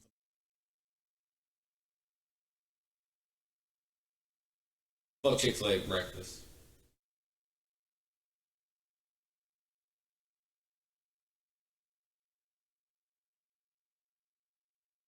The little hash brown things are pretty good. Around. I'm wearing a delivery.com shirt. I'm saying fuck Chick-fil-A. Like, that's bad PR. It was Ruston Hicks. Owner and operator so of delivery.com. All of our listeners, our millions of listeners. It's not like we're Joe Rogan where every little thing you say is going to be critiqued to. Can you believe the White House was critiquing Joe Rogan? Oh, dude. How cool is that? Yeah. I wish I could cause that much problems. Dude, that's pretty. You could stir up the news like that? That would be fucking insane. That's awesome. I'm so jealous. What's your opinion of Joe Rogan? I mean, it's like most of his fans, I feel like. He's a well-intentioned guy. That's the most important thing to me. He's genuine. Mm-hmm. And I don't agree with him on a lot of shit. Who can you agree with because, on everything? Yeah, because then it'd be a crazy world. You don't agree with me. Yeah, I don't agree with myself sometimes. Yeah. The closest of course person, you don't agree the closest person in your life you're not agree with. I mean, that would just be madness. Right. You think I gotta, I guess it's a dumb thing to say, but these days you have to say it. No, people need to realize that it's insane that you have to say that. I think my point in saying anything about it is bringing it up is saying... Well, it's a stupid caveat to something that should be obvious already. Right? Just because you can already know. I'm not ready to shun the guy. Well, the problem is, I'm not ready to shun the guy. You have to agree with every little thing somebody says to even be a fan. Or you should shun him. Yeah. If you disagree with anything. Oh, yeah. But you agree with this, man. They made one offhanded comment one time. They make, people say dumb shit, and it doesn't mean it. And I think it's an interesting words, one. Man. It's an interesting conversation because I didn't see the clips with the N-words. Oh, that's been there for years, though. I saw that years ago. I haven't seen it. And I read about it, and... It's nothing, man.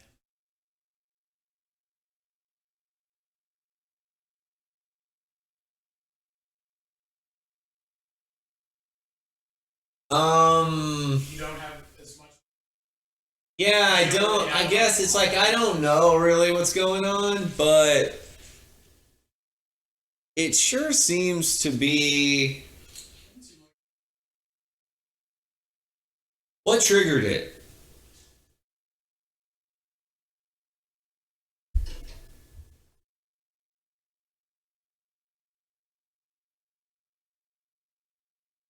Why did all of a sudden they compile that list? Triggered because he had... Okay, really interesting. Because of COVID. Really interesting. Really interesting. What do you mean? They're saying misinformation. I remember that guy came on. They're saying, I get it. Two doctors in particular came on. Then all of a sudden they bring the N-word video out. That's what's interesting. I mean, that's what's it's tactical. It's a hit piece. He's right. It's cool. He called it that, and people gave him shit for calling it a hit piece. Exactly. Of course they are. Of course they are. Because that's just another part. Of course they are. Of the layer. It sucks because it's like, wish it wasn't the N-word. It's fucking great. I think he understands. I think he realizes. That's why he has to be like, I fucked up. Because it's like, dude, if you didn't have that clip, what would they bring? And it would be ludicrous, and it would be busted wide open. It'd be busted wide open. People would be like, why are they doing this to Joe? Yeah. Because they're silencing him. Because he's the only person that's just talking to people. Yeah. And it's a threat to the deep state. It is weird that that's a threat. Like, really do live in a propagandized deep world. State. If that is a threat, just a guy talking to people, that information being released, people. I mean, that's insane. Look, that dude did seem like a fucking dude. What dude? Did you listen to the one? The one that you're saying got flagged for misinformation, Robert Malone. Oh, I haven't listened to Robert. I listened to it. Oh, okay, nice. And the dude talks like the goddamn gopher in Winnie the Pooh. Like he's whistling every S that he says. By that. And he really didn't do it like that. He just did it. He was like. What do you mean by the dude? Like he was a dude that. He seems like he was really egotistical. Probably not as credentialed as he claimed to be. What's wrong with talking to that guy? Nothing. Yeah. Nothing. People can believe what they want to believe. Joe should not be under attack. That guy should be. Yeah. Attack that guy. He's the retard. Exactly. If that's the case, because I have no idea. You're right. So what does it really look like the threat is? Joe. Yeah. It looks like they're saying Joe's the threat. It's like, just because.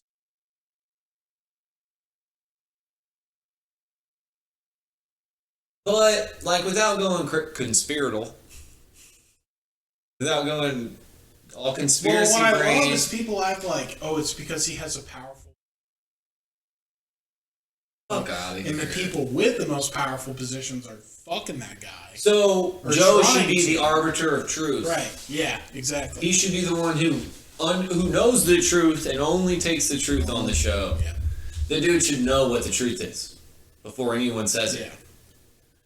Like the truth according to the government, and it's not journalism. No. You know. So it can't be that. Like you can't.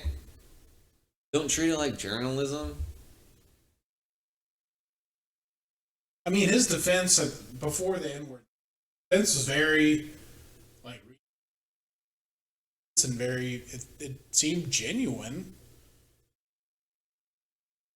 Acting like it's no big deal. He's like, yeah, you know, well, I have people. I have other people on. I don't know. I'm just who I want to talk to. So it is weird because it doesn't. It's not like an attack or any sort of. What I mean, he has no skin in the game. He has no skin in the game, dog. Mm-hmm. Yeah. He's just a dude. Mm-hmm. He's fine. If this all ends, he's fine forever, and his family. So why? I mean,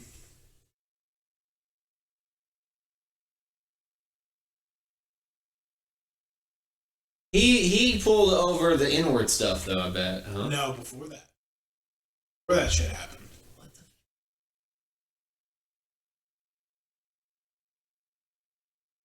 All these fucking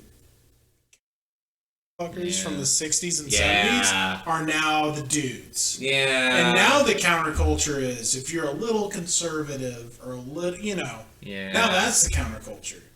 Because the hippies kind of won.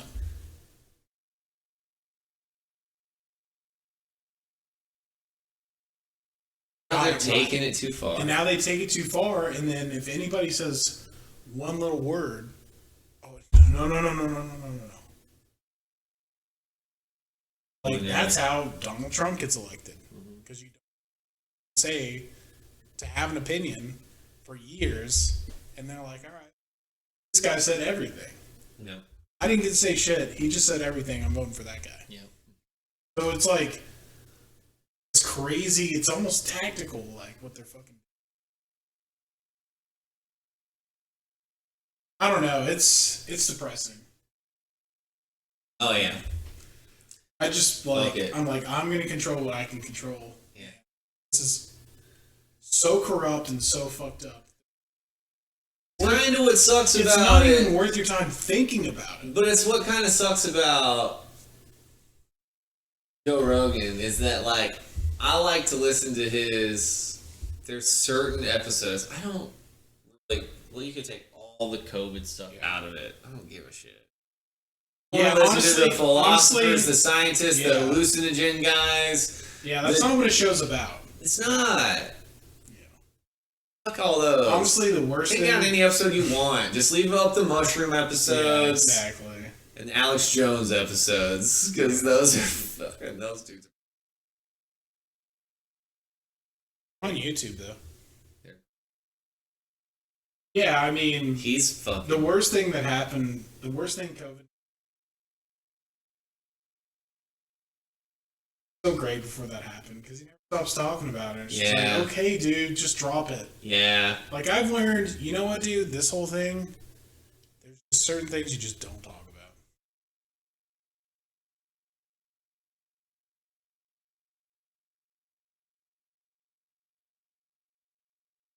not over, but in my head, it's just over. It's just like, yeah, that's what it was and is.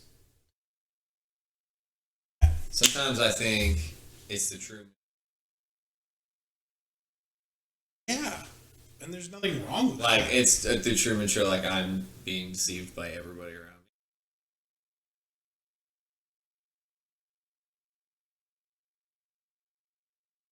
Questions you got? No, I don't know. Pandemic. My cousin said that. That's and amazing. I was cracking up. He's like, oh, yeah. All been planned, buddy. Love knowing, right? That's where it comes from. You're totally right about that. They love to know what you don't.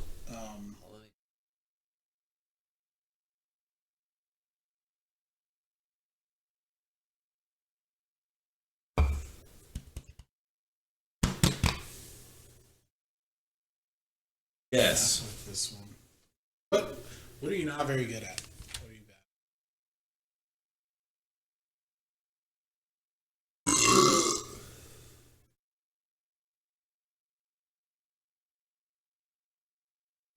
Okay. Yeah.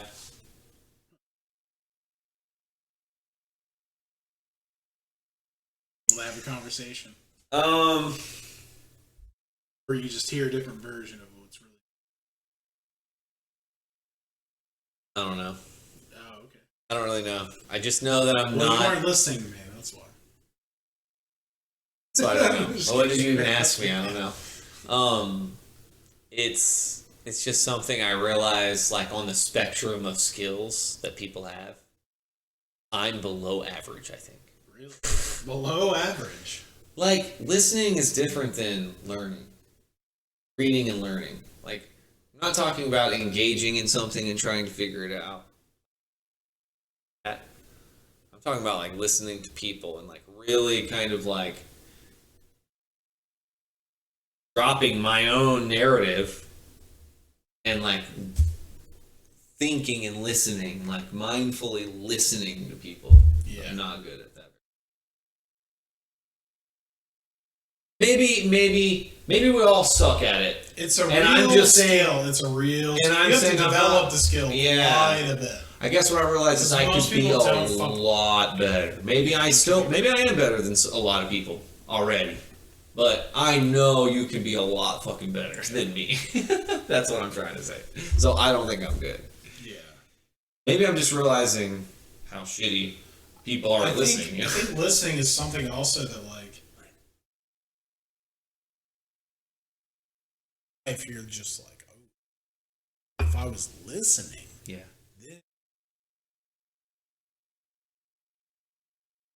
determine more of my. That's kind of the way I think of it. Yeah. So now, like, you're like, I fucked up. I didn't fucking. The value of listening goes up. Your perceived value of listening goes up and up and up and up. And it's interesting to think about Aaron.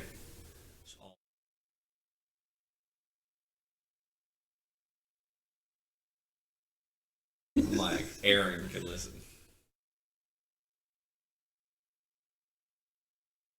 The professional. And it's funny, like, I have to remember sometimes, like, if I just let them talk. Right.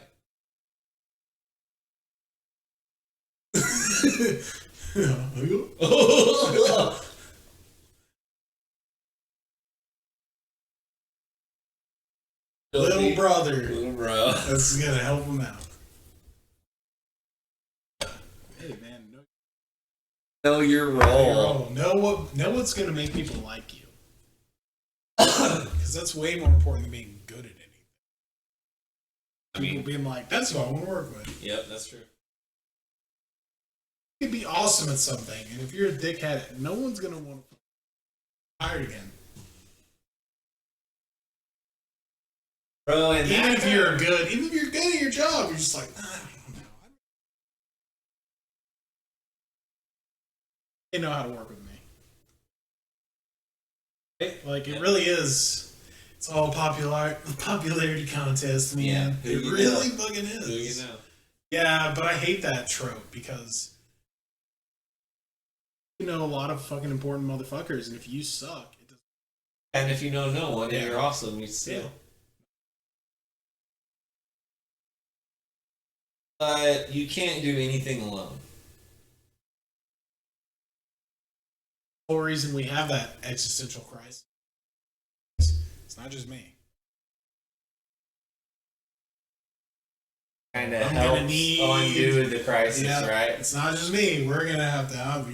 This guy's in it with me. Yeah.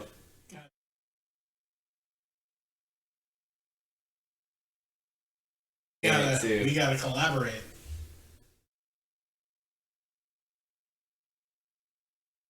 Such a gift, right? It's so obvious, but people do not think it. Well, not leaning on your homies, but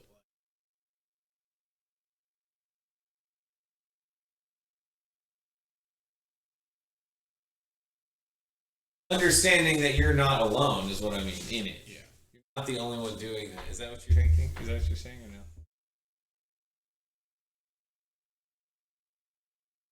Well, so now.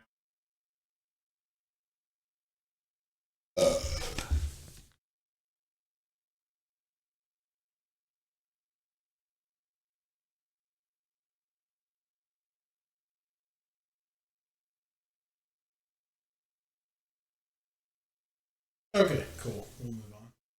I like the second minute. Who was your childhood celebrity crush?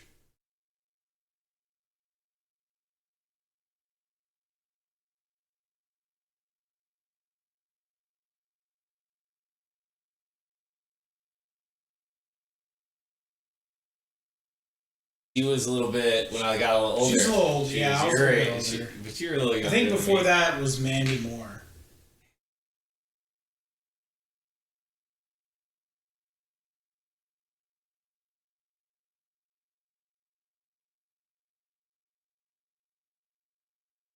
Oh, that's Brittany Murphy. Is she in there too, though? I liked Brittany Murphy, though. Brittany Murphy's hot, too.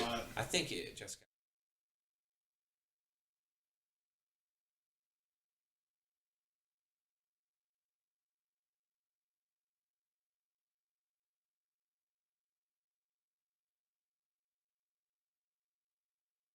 I get excited to see a bird. Yes, bird watching, bro. Yeah. You see a nice blue jay, cardinal, you're like, oh, well, look at that. Yeah, birds are tight. My granddad had the clock of the different birds. So, like, every 10 minutes you'd hear the different bird and be like, like whatever it was. They had seed out there and, in the whole country. Birds. We did this. So it must be 3:40 because bird watching's fun though. Oh yeah. Yeah. Drink a coffee, watch birds. Yeah. Come and go. Bring your binoculars. I mean, that's the shit. Yeah, bro. That's great. I want to legitimately do it. I want to go somewhere and it be like, this is a great place for bird watching. Like it's a sport. Did you see that comedy about? No.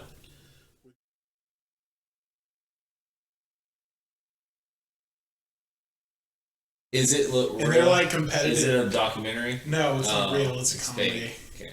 Sounds funny, but it sounds like they're a real competitive bird watchers. Well, you just mentioned it was a sport, so it was just.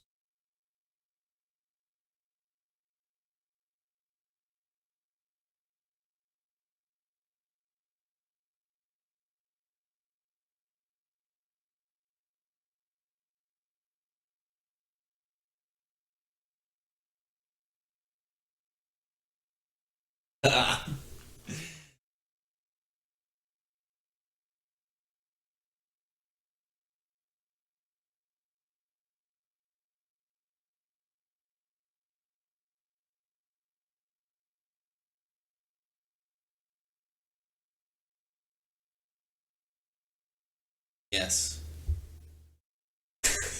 All right.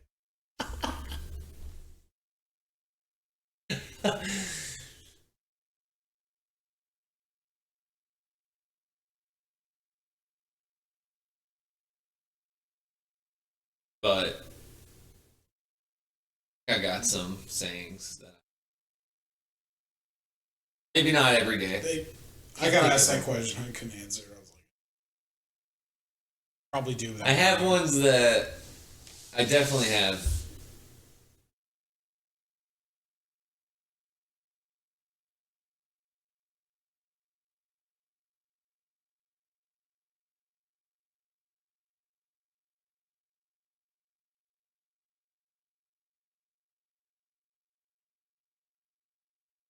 I think if They're it's all done essentially right, the same thing, but it's just if done right, I like the small quarter halved.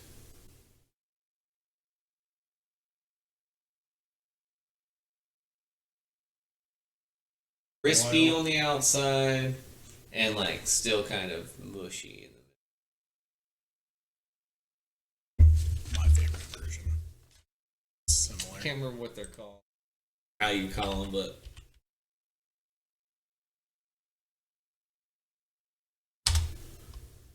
I like those. And I probably, scallop potatoes, but this is cream and. Bro, I gotta figure out a good way to make those because I make the boxed ones and they're shitty. They're awful. This is one of the easiest recipes in the world to make. Slice them up. Yeah, whatever the fuck, your casserole shit. Well, you can use milk if you're on a budget. Cream. I use heavy whipping.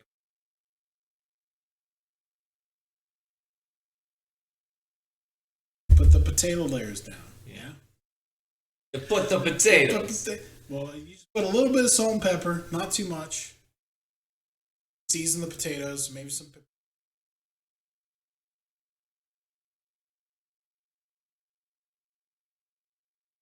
Put another layer. Potatoes and cheese. Or what I do is I pour the cream at the end. It seems I stack the layers. I do the potatoes, the seasoning, the cheese, potatoes, seasoning. You pour the top of it. You just straight pour cream. Yeah. Cream you could do something with the cream. Well, because you're baking it, it turns it into sour cream essentially. That's what a baked potato is. A baked potato, sour cream, cheese.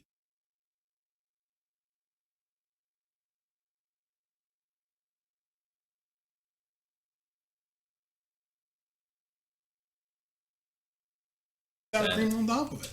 If you want. Butter the bottom. Chives or green onions. Butter the whole thing. Yeah. Or oil. Oil is fine too. Throw butter in the layers too. You can do that.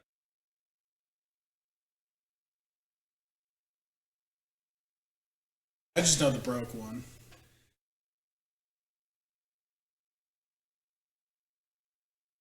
That's a good one. Hash browns are good, but they're a little too. Nah.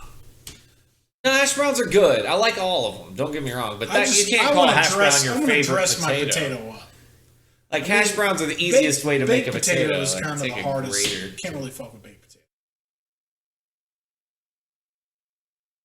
As far as that's basically what I'm saying. Is I like the mini baked potatoes. If you don't want to do any work at all, baked potatoes.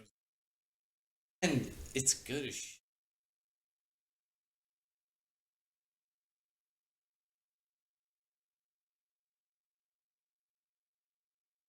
What's the deal with potatoes? Are they?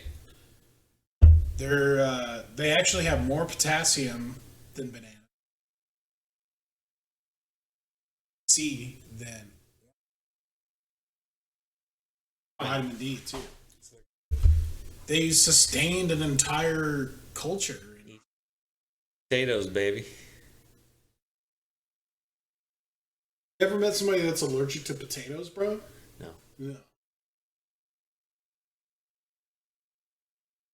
Roots got that sustenance, You do.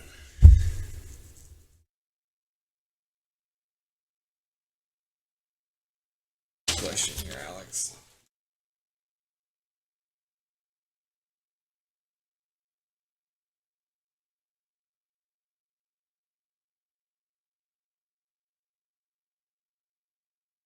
But Slim Pickens.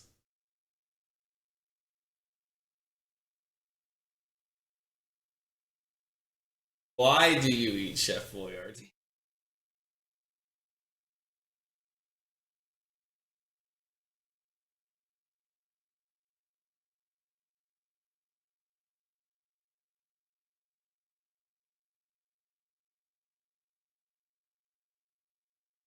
That's why I just laughed at it. I didn't know if you wanted to go there.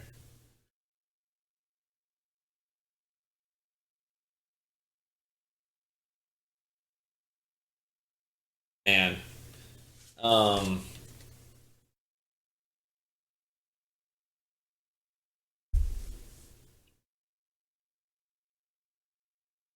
I'm thinking about Raised by Wolves. Alright, so what do you want to talk about?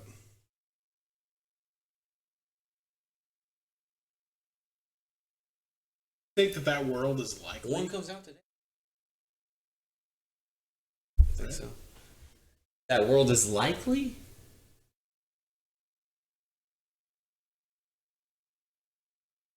Okay. Box up. Here's what Let's see where you go. So the reason I'm interested in it is the same, like, it's the...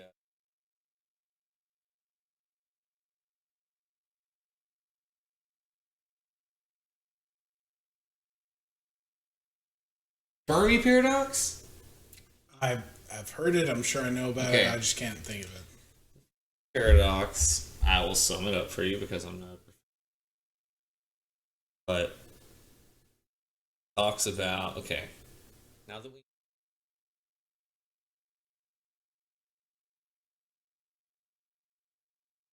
and how many of those planets are Earth-like? The numbers are so big that it's has to be. Okay. So, I think it also has the assumption that life will advance. Only so many years.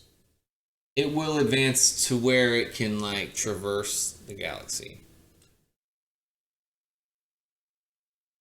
Class civilizations. That's what the Fermi paradox is all about. Gotcha. It's all about the class 5 being able to go everywhere. And then, if those things are true, then where is all the aliens? There's a lot of answers to that. And what you just said is one of them. Like, it's a time constraint. Yeah. But there's a lot of other scarier ones. Like the one that's fun is if you were, as a scuba diver, to like come up to a coral reef and expect there to be a lot of fishes, there's no fishes, you would not realize that like all the fish are hiding.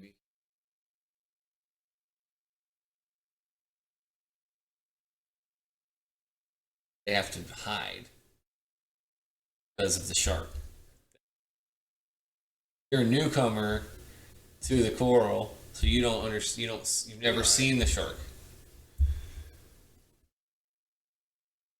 And a lot of the thoughts is like, if you're a class 5 civilization, your only threat are class 1s and 2s that are.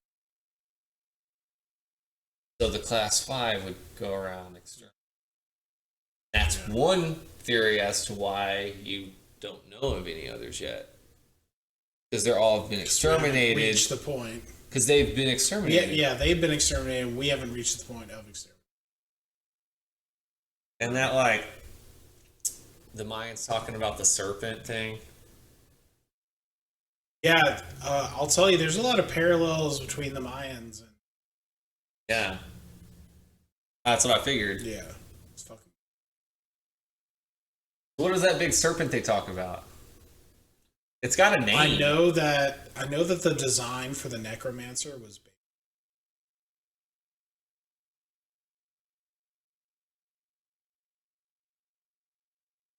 Yeah, dude, when I saw that thing, I knew immediately. I was like, this is like Mayan alien shit. Because there's a bunch of the alien Mayan stuff, too. Well, in the design of, like, the paintings of it, and, like, it's very... Yeah, I don't know. I know that they're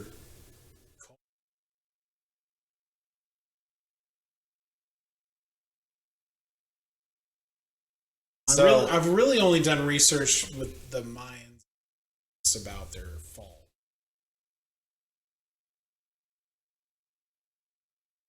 They fall. It was more because the Spanish pitted all the tribes against them.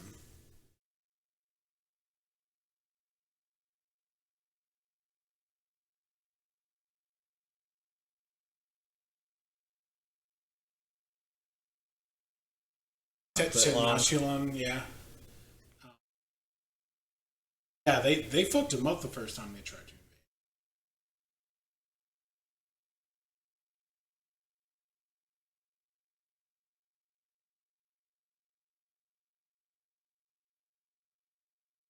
invade. But the other tribe, it conquered the lesser, like,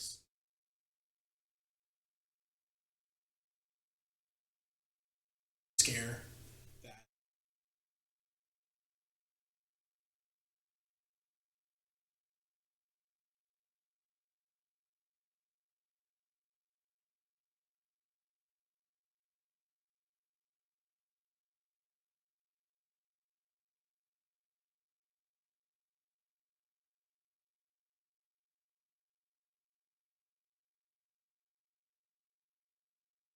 But yeah, that's that we're closer to Mexico City. Oh yeah, that's right there. It's fucking crazy. We're like some of the most insane shit in the world.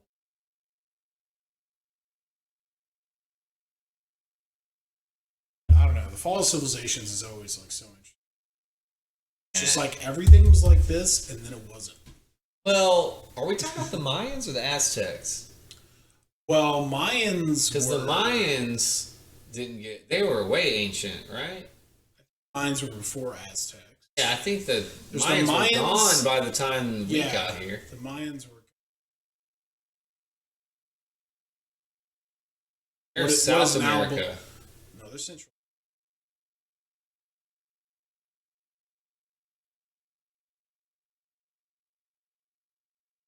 They were in like Brazil down there.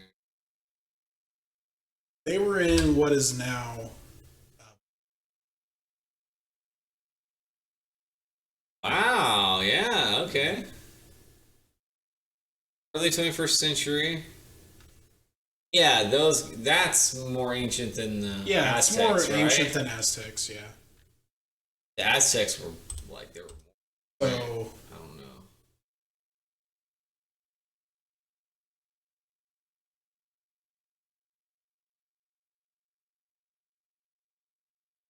I've been to one of those. Yeah, they're in what is Belize now. Or Yucatan Peninsula. I went to Tulum. Yeah. Oh, nice. This is that's where.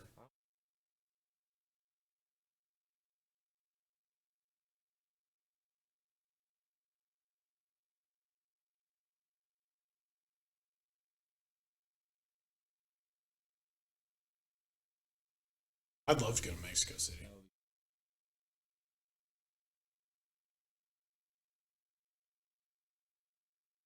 Bro, all I've ever watched is Pablo Escobar. Just don't be a fucking dumbass, right? And don't be like, you're in like one of the biggest cities in the world. Like you have to. Honestly, I'd be more worried going to like Colombia.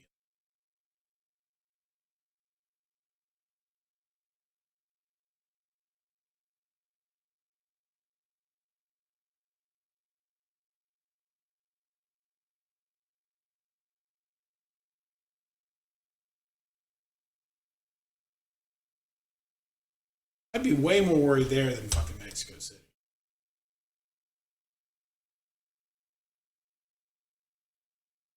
I think it was the largest city in the world until Tokyo.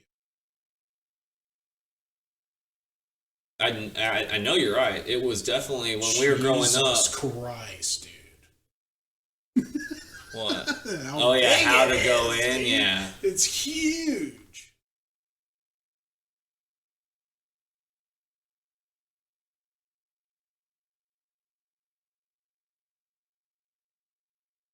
$100 ago, right next to us. Like, it's fucking I think it is. It is. Like, ancient culture, and then... So it's like turned into this crazy-ass culture. Mel Gibson film? Oh, of course. Apocalypto. Dude, one of the best endings of all time. So great. I love that movie. And then the Spaniard show up at the end. Yeah. Greatest endings. Yeah, Jaguar Paul will lead you to the... Literally does that. Yeah. I love in the movie, he was just like...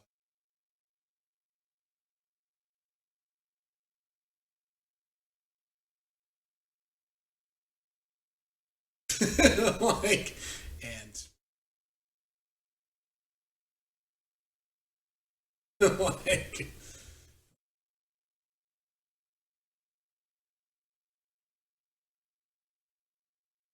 Who told him that was going to happen? Told him that Jaguar Paul was going to leave. I don't remember that. Yeah, there's Leper.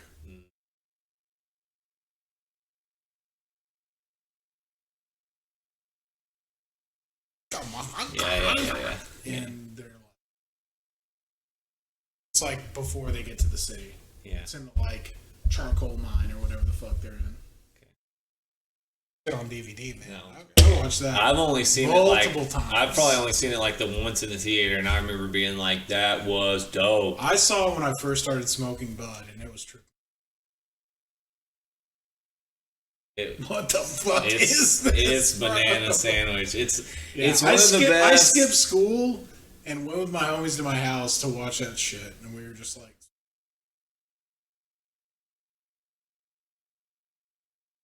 greatest thing we could have done today. Thank you. I'm glad, because there wasn't a whole bunch of people who like loved it, and I was like, "Yo, it's so fucking good." What's wrong with it? It's just, I think there's a certain person that appreciates it, and it has to do with that. It's, for some reason, I think it hits the same button in me as that existential. Same prophecy. There's fucking. Yeah. But it's about man. It's a whole other world. It's just about man and like what we've been and what we go through. Without words so much.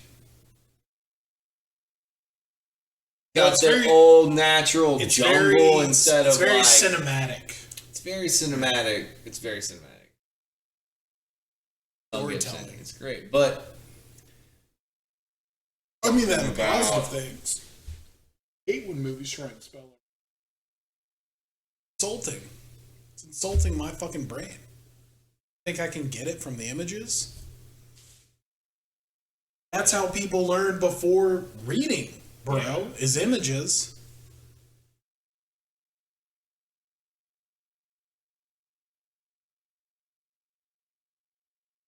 Yeah, I think the one line.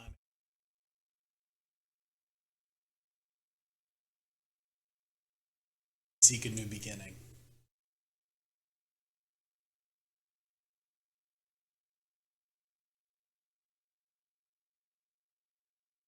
Just makes me like trip out because it's like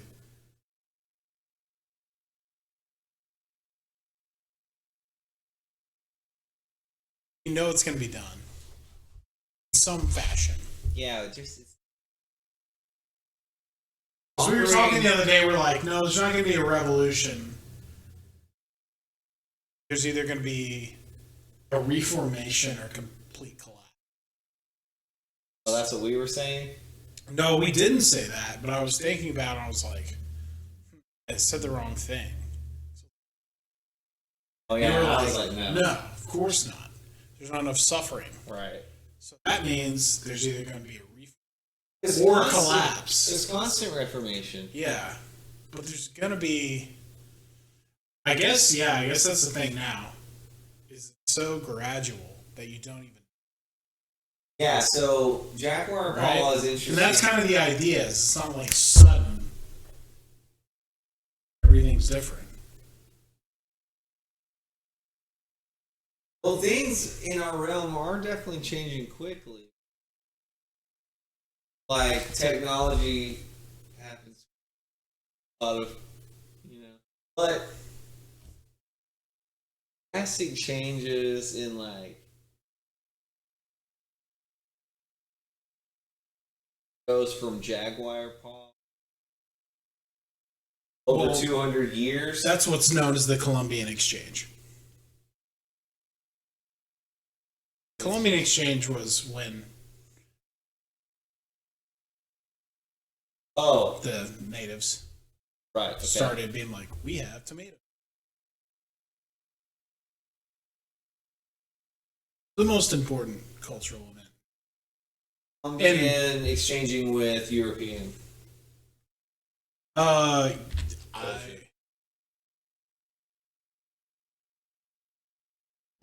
don't think it's named after it the Columbus. Trade route? Oh, it's like the salt trade. The exchanges of diseases, ideas, food, crops. Right. So everything the that merge. Changed. Yeah. Us finally meeting the other family members. That's what I'm saying. The Columbian Exchange. Two families come together. Those kind of phenomenons aren't going to happen anymore. No. Right? Yeah. It was the most important. Well, they might. Most important event of the past. Things might happen, but 1,000 years. I would say like a communist takeover, or like. Oh, as far as like the structure. Natural disasters. Yeah. That like near extinction level. Which, apparently that isn't even like, unless it's the entire race being wiped out.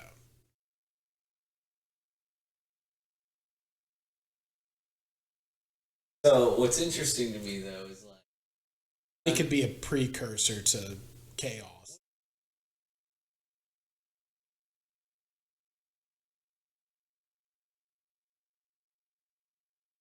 You know something is going to happen. What? What I mean, nobody knows what's going to happen. No, what if somebody knew? Fuck. What if something was Don't we already know that? No. What if some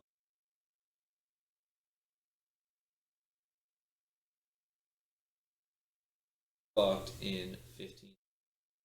Over. Okay. Done. Listen. Earth is over. Like,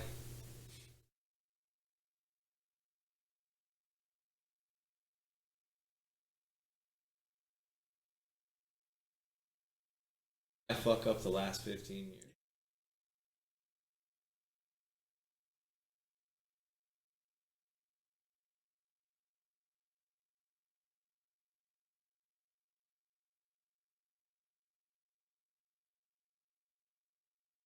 It's like Norm Macdonald not telling people he had cancer. What would the people who know? They would kill themselves. Do you think? Disappear.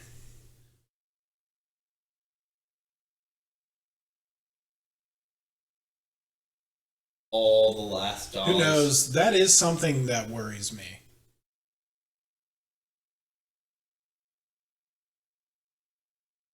That could put so much more into current. They just don't. Why? They're like, let's do this. Why are we dead set on that? Yeah. Oh, well, it's pretty obvious why we're dead set on that.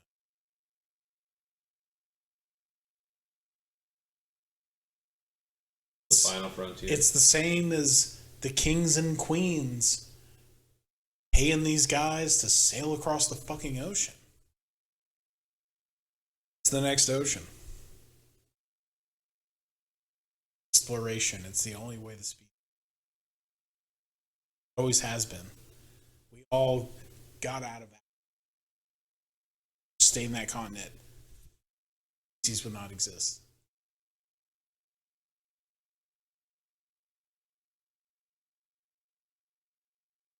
Changing your environment. Changing the environment is how we're here. So do you think it's really that concerning that they're doing it?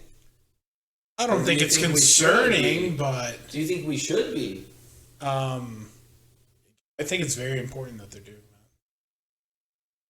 that. I honestly think it's doing more good than this thing that can't be fixed.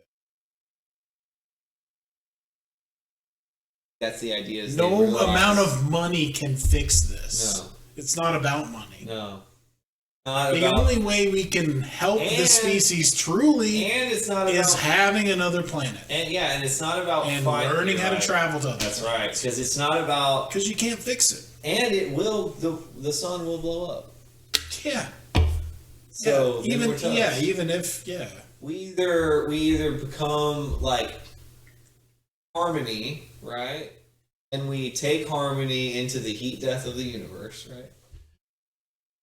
Or whatever. Right. Well, I guess that's the other interesting thing to think about. I think there's also like what they call the heat death of the universe. Yeah. So you might be outrunning your sun, but eventually the whole universe dissipates and cannot facilitate human life. I just wonder, here's what trips me out. So you can't.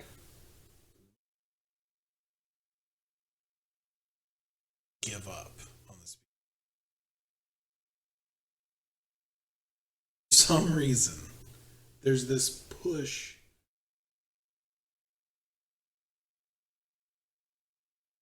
Like, what the fuck is that about? That just our programming can't be changed? You have to elaborate. Like, that should it just entered my head. Like, what's the whole point of all that? Of innovation? Yeah. Yeah, I guess it's just a weird thing to think. It's just a weird thing. Yeah. I guess, like, inventing ways the way I look at it is just something that 200.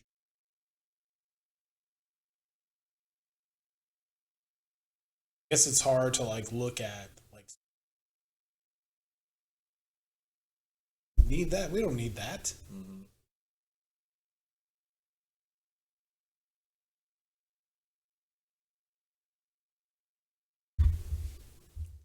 My mom. Need a wrap? No. At 8:30, I have to.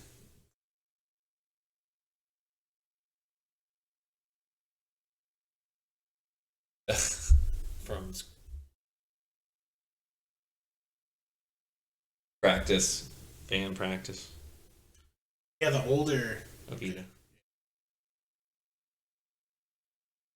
Velveeta. What if I call her? I can't remember anybody.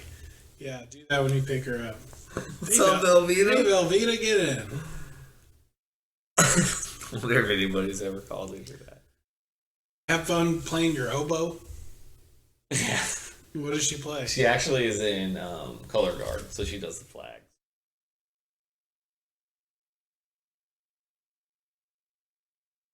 Yep. School spirit, man. I feel like school spirit's a good thing. Yeah. Like, why not get crunk at your school? Why think that everything sucks when you can have fun? You just answered your own question as to why humans. Yeah, I guess it all comes down to fun. Why and motivation. Not ride the bull? Yeah. Why not wake up today and get your shits and giggles? Live it to the fullest, yeah. Well, you can either put a bullet in your brain or go fucking... No, I know. Yeah, I mean, I get the very basic argument. No, but I think that's the argument. I think it's way harder to quit. That's interesting. It's more painful. That's interesting. But you're saying, harder. Why do they push forward? Because your alternative is harder. Yeah. You're so wired to do that. It's harder to sit on your ass. Couldn't. You'd be too scared. Something's going to happen if I just sit on my ass. You just live in anxiety. Yeah, that's way worse than just going. Much worse. So you ask, like, why? It's like, really, you don't have much. Yeah, we don't have a choice. You're still a slave, you know what I'm saying? You're still a slave to what your brain is like, hey, bro, you better... Well, yeah, I asked, is it just our programming? And I guess I answered my own question. It is. It just is the program. It is, yeah, for sure. Like, The chemicals in your brain are like, nope, can't do that, motherfucker. Yeah. And collectively, we all do that. And so collectively, humanity goes, you know, because they decide to wake up and interact with each other. Those brains. And fucking God knows what happens that, you know, start doing that every day. Yeah. It's just a fucking, just shake up some chemicals, man, and see what happens every day, you know? Like, put the brains together. Let's get them together again. It's... Yeah. Well, I mean, and that's been our whole strength this whole time, is being such social. The brain... wanting that shit. Wanting status. Wanting to be a... Thought is a process, though. Yeah. And, like, it happens at much higher levels collectively. The more brains you put together, the much more intelligent thought is happening. Like, people are intelligent, and we like to measure intelligence on an individual level, but I'd really like to start exploring. Not like I can do it, because I don't know how to. Collective intelligence. What happens when Alex and Ruston work on something versus Ruston and Aaron? Like, right. Which of those two collective intelligences is greater, and why? Like, depends on the project. Because we're just, what is my brain? Depends on the objective. But my brain is neurons. A bunch of them firing together. Right? So, yes, it is. So you measure that as intelligence, right? So just combine all the neurons. And you're like, okay, now we have two sets of neurons. What's that intelligence level? They have two sets of neurons and the ability to communicate with each other through these like vibrating frequencies, ears. Now they're this other unit, and we never talk about that, or we can't measure that. We don't know. Is it twice as intelligent as a human, or is it 3 times or 5 times? Is there exponential? Or 5 people together 30 times less likely to make a mistake? What's up, dude? Well, it's true because it's not just communication.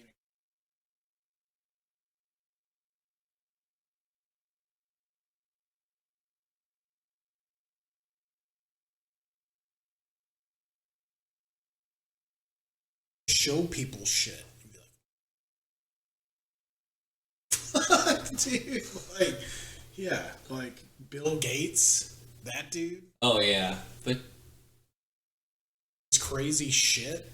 He wasn't communicating with somebody. He picked stuff up, but he wasn't putting shit out.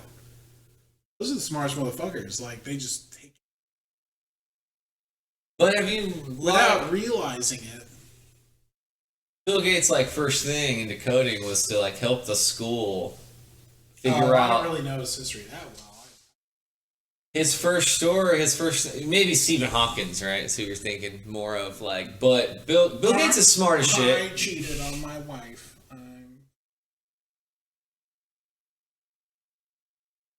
Fuck Stephen Hawkins. He's burning in hell right now. Fucking atheist piece of shit. Atheist piece of shit. Are you a Mithridac? No. I would be in that world, though, I think. You're not going to take... I think it would get me. I think Saul will get my ass. I'm too weak-minded. I just think the atheist would piss me off.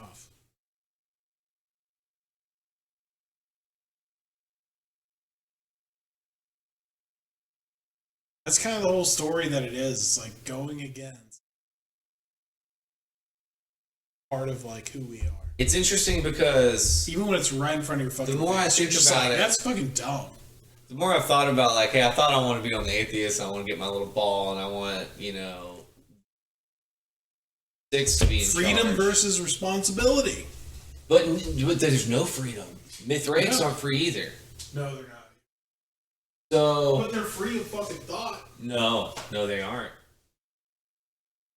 Exactly. So what I'm thinking in this world, it's like it makes you even more American. Like, you know what? Like, I'm going to choose Quantum 6, not the people who believe in soul. Not the crazy religious fucking assholes. I think I would choose Quantum 6. But then I realized, dude, no. I like having Donald Trump and then Joe Biden and me being able to say, fuck both of those motherfuckers. But we are in a place where we're like, fuck them. Yeah, fuck them both. Dude. They don't run the country anyway. What I'm saying is, that's the way to be. Don't have, like, it would suck to be in this Raised by Wolves world.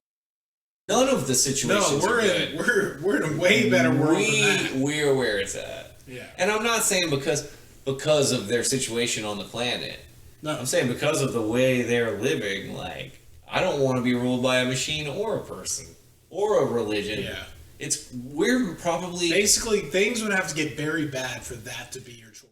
I've talked to you about this before, but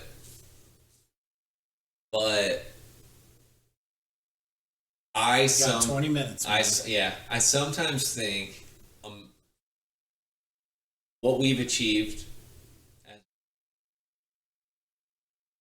and it's not even going to last. It can't last. It won't last another 100 years. It can't last, and it's too much. That's what'll make it last. Maybe we will defend it. Maybe we will say. Maybe we will realize, like, you know, maybe we'll know. It's gonna take the world thinking it's great, though.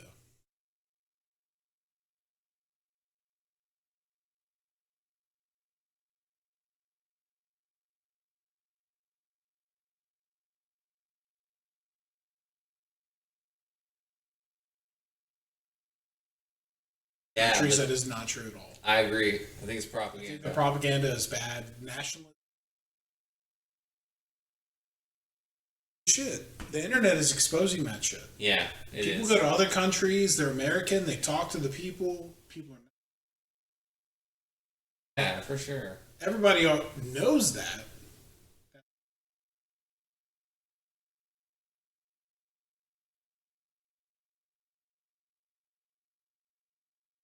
Get bad information. Very bad information. I mean, it's InfoWars, Alex Jones. Yeah.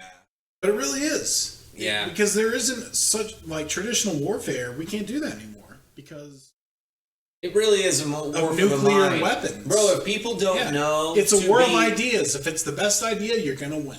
Yep. And if people don't know to be weary of communism, and they invite it, then that's what's... See what I'm saying? It's definitely a fight for the mind, because if the people call for communism, communism will be here. Well, act like we're in this common country.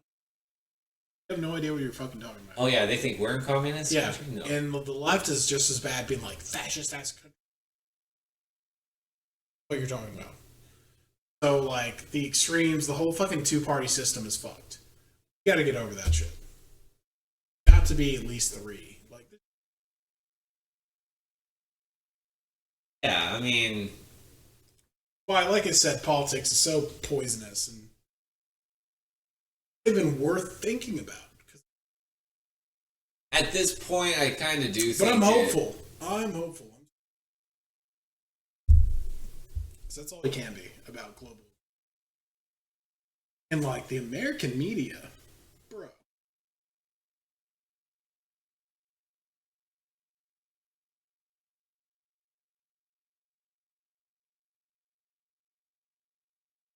Talk shit about everything. About how bad it is. Why do you think that? And then I don't know. I don't understand. Because then you read global news and it's just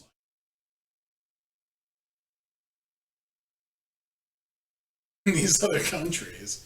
So then it's confusing because it's just like, real? Is this real? Like, what the fuck is this? Like, is it that bad in that country? Is it not that, like, is it worse than they're saying? Is it act like this is like the worst, America's like the worst place to live in the world?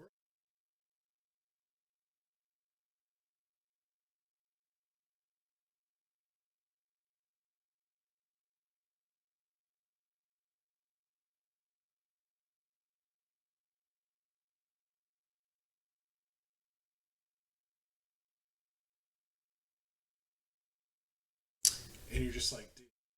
Yeah. You have a toilet. Shut the fuck up. You know, the people who fight for something are much different than the people who fight against.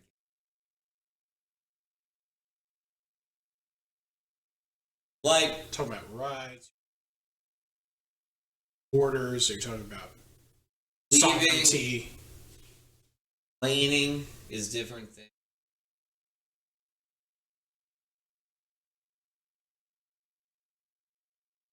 In like the way to change things is the civil rights movement were not people complaining. No, they believed. Yeah. Hey, you know what I mean? Yeah, that's okay. That's what I thought you meant. I was like, yeah. They believe. Complainers aren't. But they. Believers. It's different because, look, they're not just like, okay, I'm really going to say is there weren't even. What made the civil rights movement successful is that their idea that they believed in was right. It wasn't that they asked to be treated fairly. It was that the thing they believed in, that people should all be treated the same, that there shouldn't be a difference between white and black, that like, you know what I mean? Yeah. That belief is an idea that makes sense. That's believable. That's like kind of like democracy or anything else. Like when you're saying it's believable and the old guard is easily disproved. Yeah. Yeah. So when you have something like that, yeah, we did make a mistake. So when you have something that you know is going to shed light, and people are going to be like, "Oh, that's different, right? That's like I'm going to succeed in my calling because the truth will be seen." Like there's just something different about believing in something that you believe to be true. Like the idea of freedom, individual freedom. Well, and true belief is the only way that there's any. And definitely the only way you ever get success. You can get small motion. Yeah. You can get little fits. You get posers. People who throw fits. You don't get true believers. Right. Fits are different than. Fits are from complainers. Yeah. And movements are from belief. Like people. I mean, that's all I'm saying is maybe if shit gets. I guess what I'm saying is like it seems like it's a bunch of small stuff. It really is. It's all small stuff right now. What really matters to me is that fucking democracy is believed in. Because the big threat is communism, not.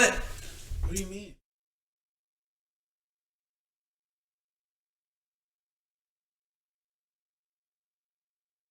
I think people don't believe in our system, and I think in 50 years I don't think our kids are coming up understanding what America is, how it's structured, how we should protect it. Do you think democracy, like you just said, the whole world, like, do you have any enemies? And do you think we got enemies. And do you think that our people won't just join their ranks? Or do you think we would be like, no, fuck yeah, we stand for America because we stand for democracy and the world needs it? No, people aren't saying that. And in 50 years, it's going to be worse. So, yeah, dude, I think communism is it's a thought. Like, what I mean about apocalypto being old, like that kind of shit doesn't happen anymore. The most crazy thing that could happen is a flip in our operating system to communism. That can happen. Here's why. That can happen, Here's bro. why don't worry about it. All of the individuals are. And don't you think they're becoming more and more and more dependent on the state? No, there's no way you could tap in to something like communism. A bunch of loud people. Okay. They're going to make a lot of noise. The vast majority of Americans are like, what a fucking. I agree. And I don't think that's the silent majority.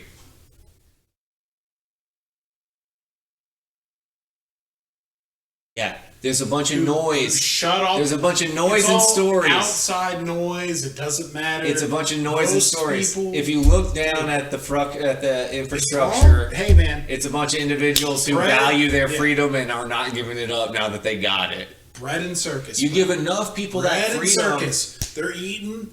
They have houses. They can have kids. Yep. They got their cars. They have a decent job. Yep. They can afford food. Yep. That's what's under attack. That's why you think about stuff like COVID. It's always been under attack. If you take down the one fucking democratic country in the world, we could take over. Like China's got to think that sometimes.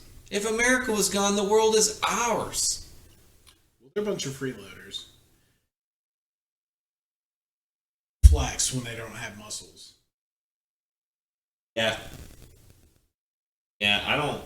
It's funny. I'm like, they haven't done shit. What have they done, dude? They control the world at all? No.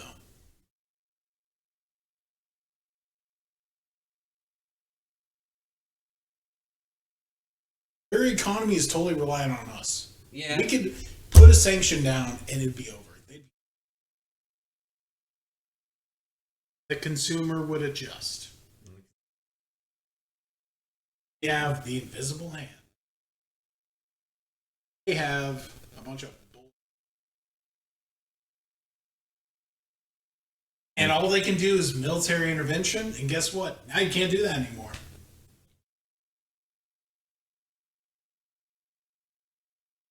Oh, we're tied with Australia. We're tied with Russia. They'll be fucked. Australia would pull out of the fucking agreement.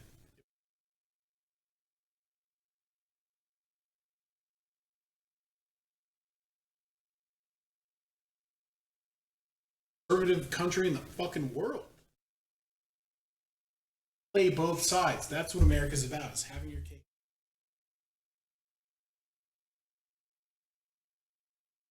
Go to war and say, we don't want war. Right? That's why it works. That's what makes it fucking work.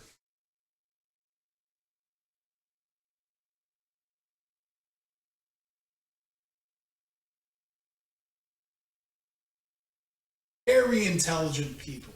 Yeah. That had seen fall and rise of so many. This is how we structure it. Yeah, I mean that's why I'm saying I think that being protected like, is the main thing. The fact that like Trump, the fact that like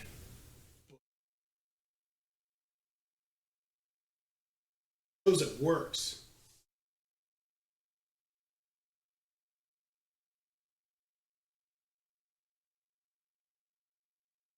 No, that's bro. You're saying what I'm saying. You're saying what I'm saying. It's the best that we got, and it needs to be protected.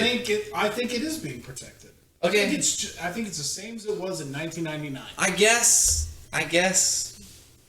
We're just a little wiser now. I guess I'm not. I don't think the political landscape has changed since the 60s. I don't stay awake thinking about that. I guess I don't know where we brought this up. I don't know where we brought this up. I think it had to do something with like fears or something. And I said that, communism. Asked about communism, yeah. You asked about communism? You mentioned it. Why did I mention it? Yeah, I was like, why? I don't remember why I mentioned it. But it doesn't matter.